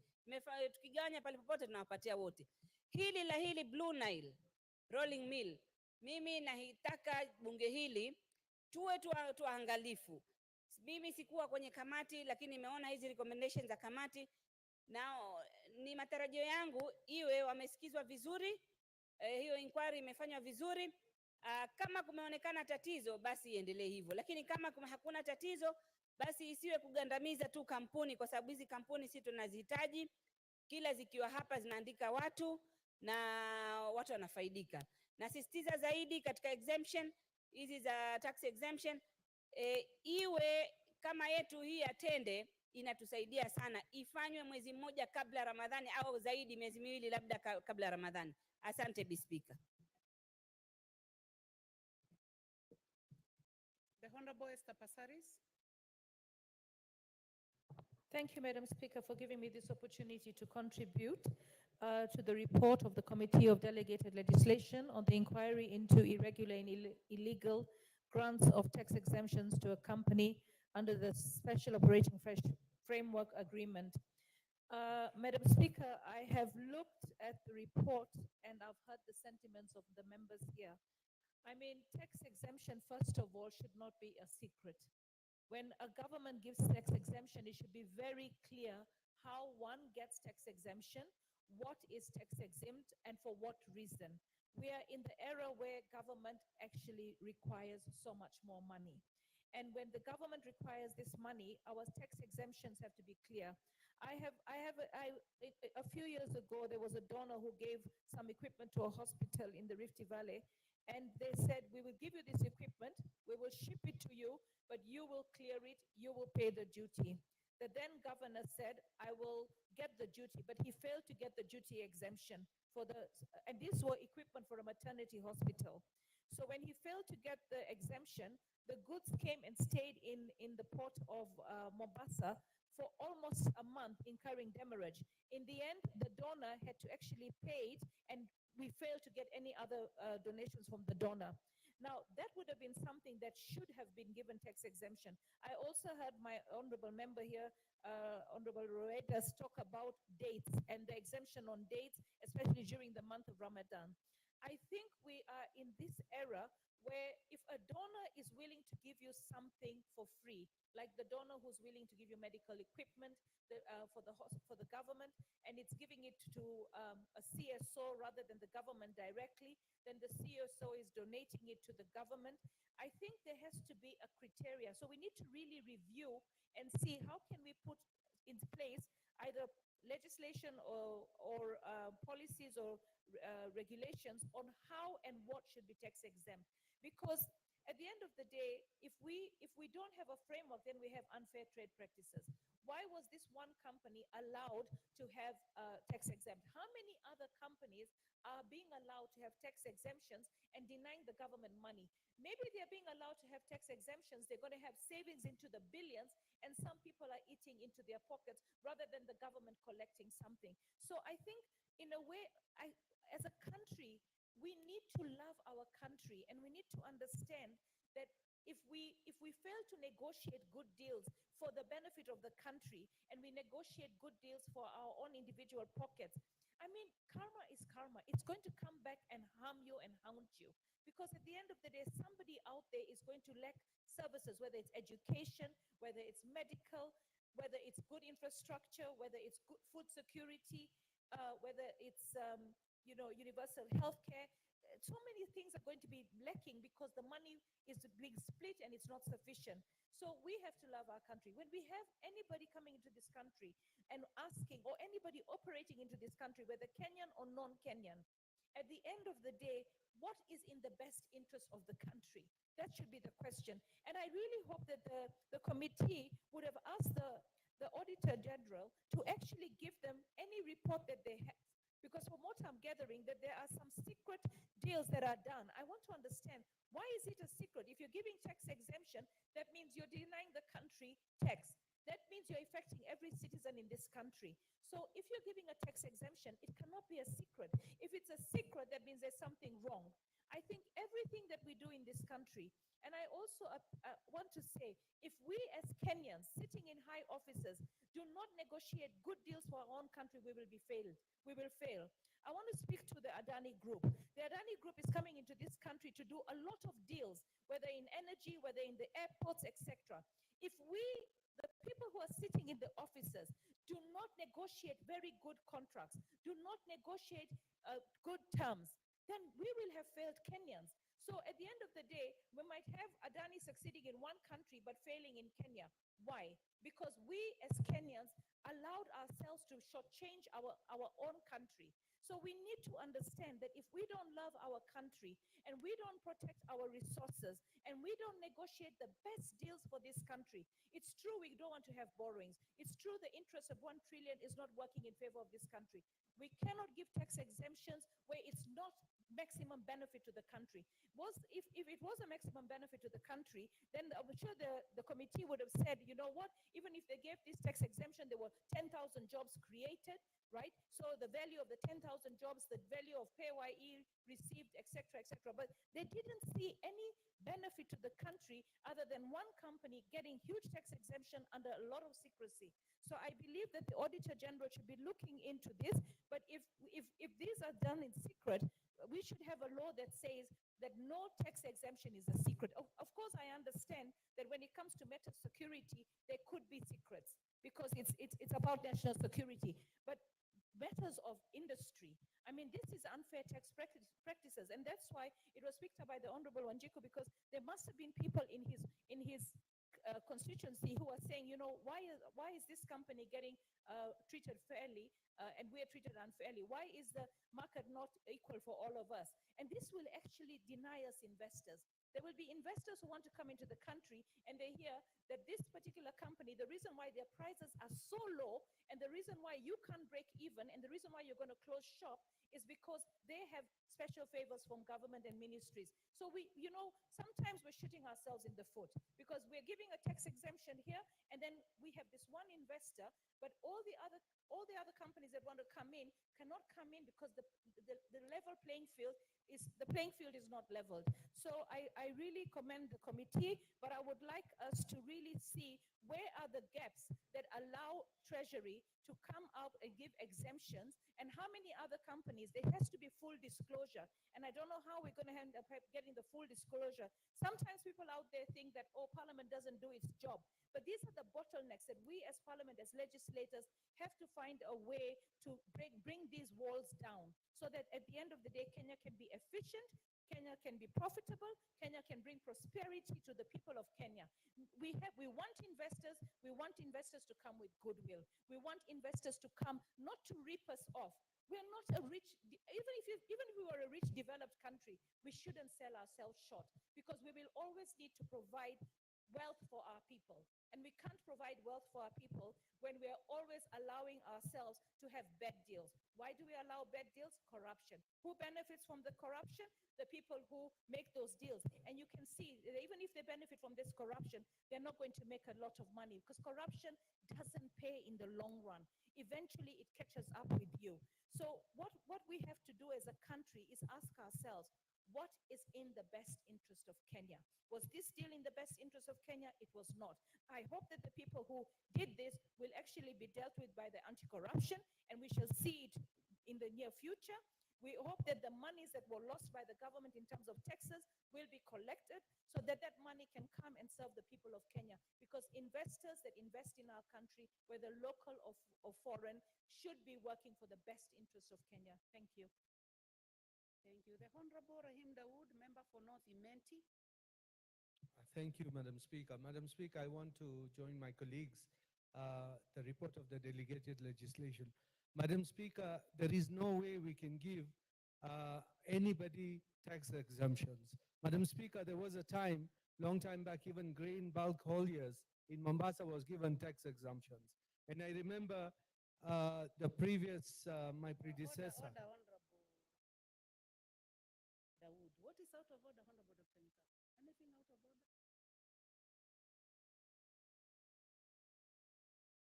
Let him finish. Honorable Dawood, please proceed. Thank you. I will give you time, Honorable Nikal. I will give way.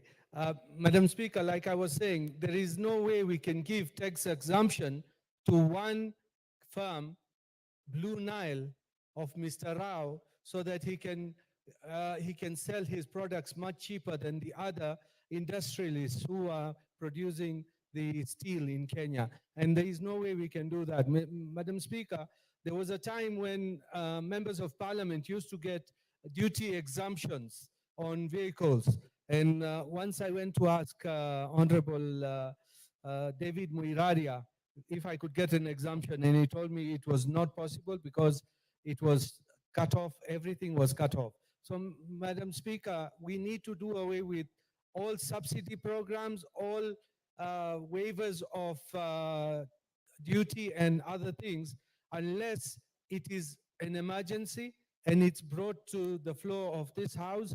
We should not just give the leeway to the minister. So we may have to do some changes in the law. And I think I'll give Honorable Nikal because he wants to move an amendment. You are completely out of order. You are completely Thank out of you, order. Madam Speaker, for giving me the space. The Honorable Thank you. Kagushia. Thank you, Honorable Speaker, for the opportunity to make the contribution. Honorable Speaker, as we have noted, the facility, what we would call SOFA, has in the past been abused and misused by the government functionaries. And sometimes this is done with the intention of giving an undue advantage to certain manufacturers, certain business people, certain entrepreneurs. In this case, Honorable Speaker, you realize that Blue Nile is one of the importers. And as a country, we are looking at a situation where we can encourage more of manufacturing than importation of goods. Honorable Speaker, we intend as a country to have industries, cottage industries across the Republic. Honorable Speaker, you are aware that we have small and medium enterprises that have bought small machines that can be able to produce mabati, that can be able to produce nails, that can also be able to produce all the things that we need for infrastructural development in our country, particularly for building materials. Honorable Speaker, when now we take one company and give them undue advantage over the others by removing all the taxes, number one, we are denying the government revenue. Number two, we are discouraging the small manufacturers, medium and small and medium enterprises. We are discouraging development of cottage industry. We are bringing down the number of people whom we can employ in this nation as young people. Honorable Speaker, we are also in the business of weakening our shilling, since we have to have the outflow of dollars from this republic. And for that reason, then, our shillings becomes weaker. And the question is, are we strengthening our economy by giving this undue advantage?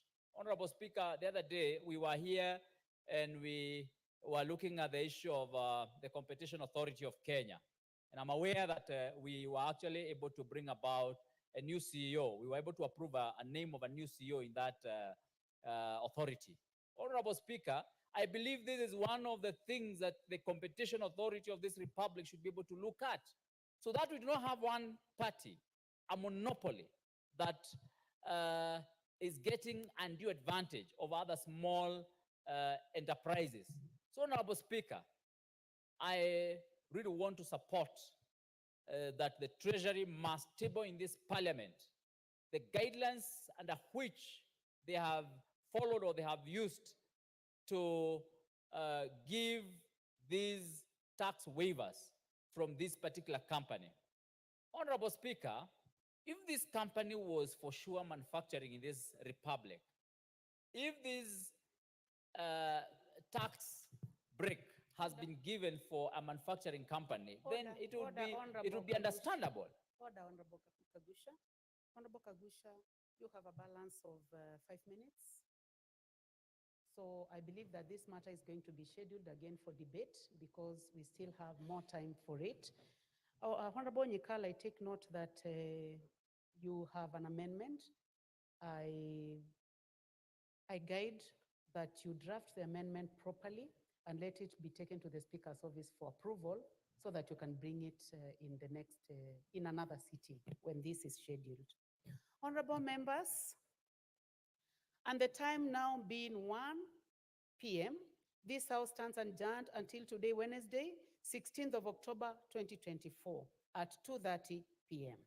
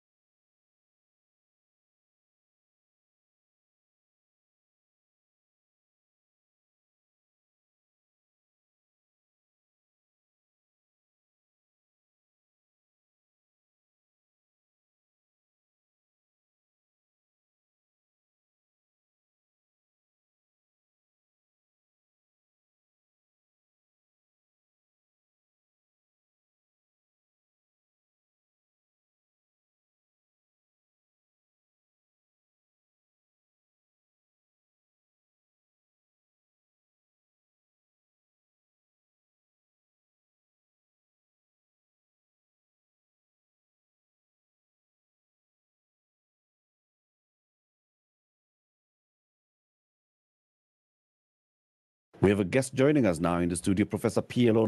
Lumumba is our guest. Good morning, Prof. Good morning. Karibu sana to Kenya's biggest conversation. It's good to have you here. What does PLO stand for? Patrick Lodge Otieno Lumumba.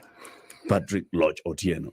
Correct. Lumumba. Ask him what Lodge means. What does Lodge mean? Lodge can mean many things. Context defined.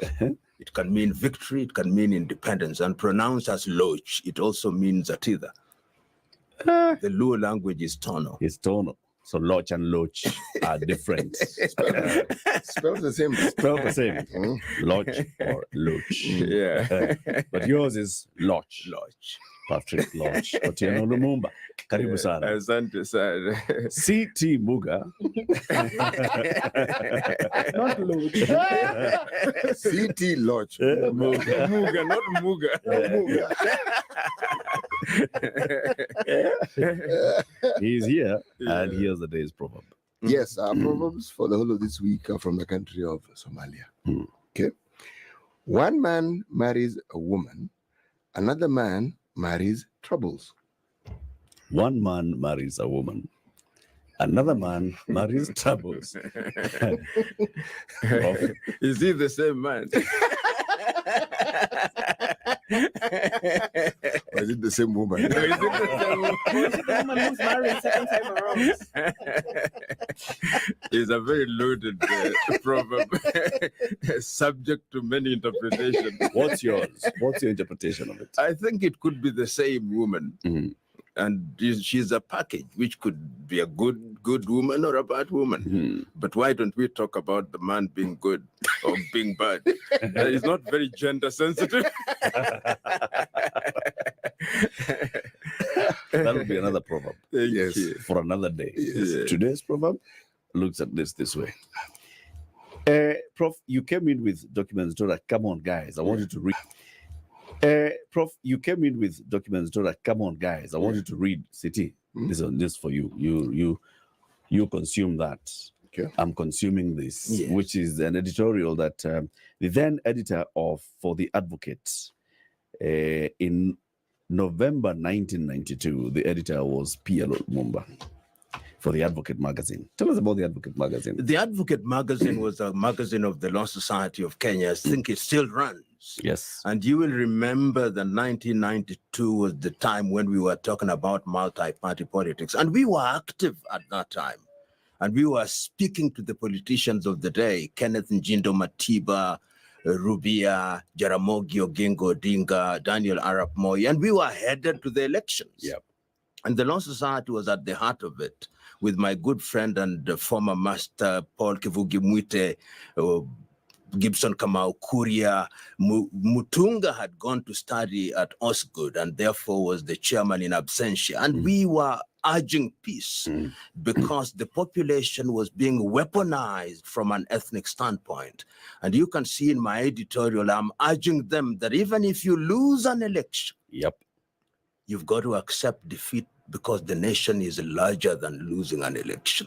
Let me just read some of the words in this editorial that you wrote. It starts with, a word to all participants in Kenya's arena of political transition.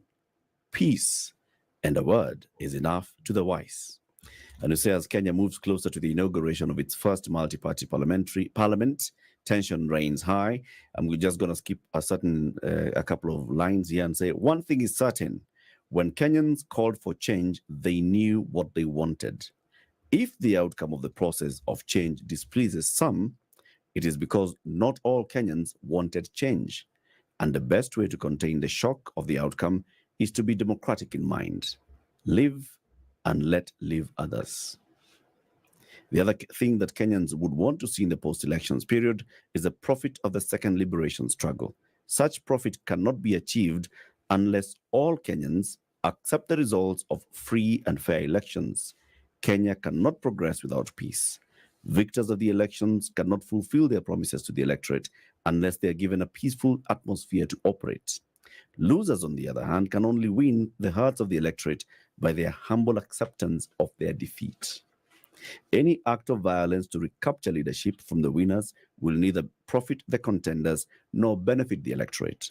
We should all realize that it is not the installation of democratic leaders that Kenyans have been calling for, but the restoration and restructuring of democratic institutions that will ensure that the liberties and freedoms of Kenyans are secure. Construction of greater foundations of democracy and democratization of our institutions will overly depend on how much peaceful our nation remains after the elections. Let every Kenyan's clarion call be peace. And as the new term now moves nigh, may peace be with us all. The number of times that you've used the word peace. Oh, yeah. Because there is nothing greater than peace. When you read that document, I remember another famous speech by John F. Kennedy about peace in 1960. Says, without peace, there is nothing.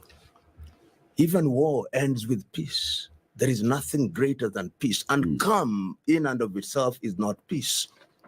It is a peace means that there is acceptance of the environment, and that environment must be an environment that favors all or the critical mass, and it must be an environment that is informed by accommodation and understanding. That is what I meant, and I still mean today. A month later, Kenyans went to the polls, and the results were declared. Do you think the leaders heeded your call? No, they did not. In 97, did they? In 1992, and I remember at that time, even as a young lawyer, I was in the court on behalf of the Law Society of Kenya, holding brief when the Kenneth Stanley Njindo Matiba had challenged the election of Daniel Moi. Ultimately, of course, the court did declare that Moi was properly elected, and Njindo Matiba, to his credit, said, I do not accept the judgment of the court. But democracy not only requires of me, but it demands of me that I accept the result, and I accept them as they are. And I spoke to Njindo Matiba, and I remember, and he said, young man, the country is bigger than me.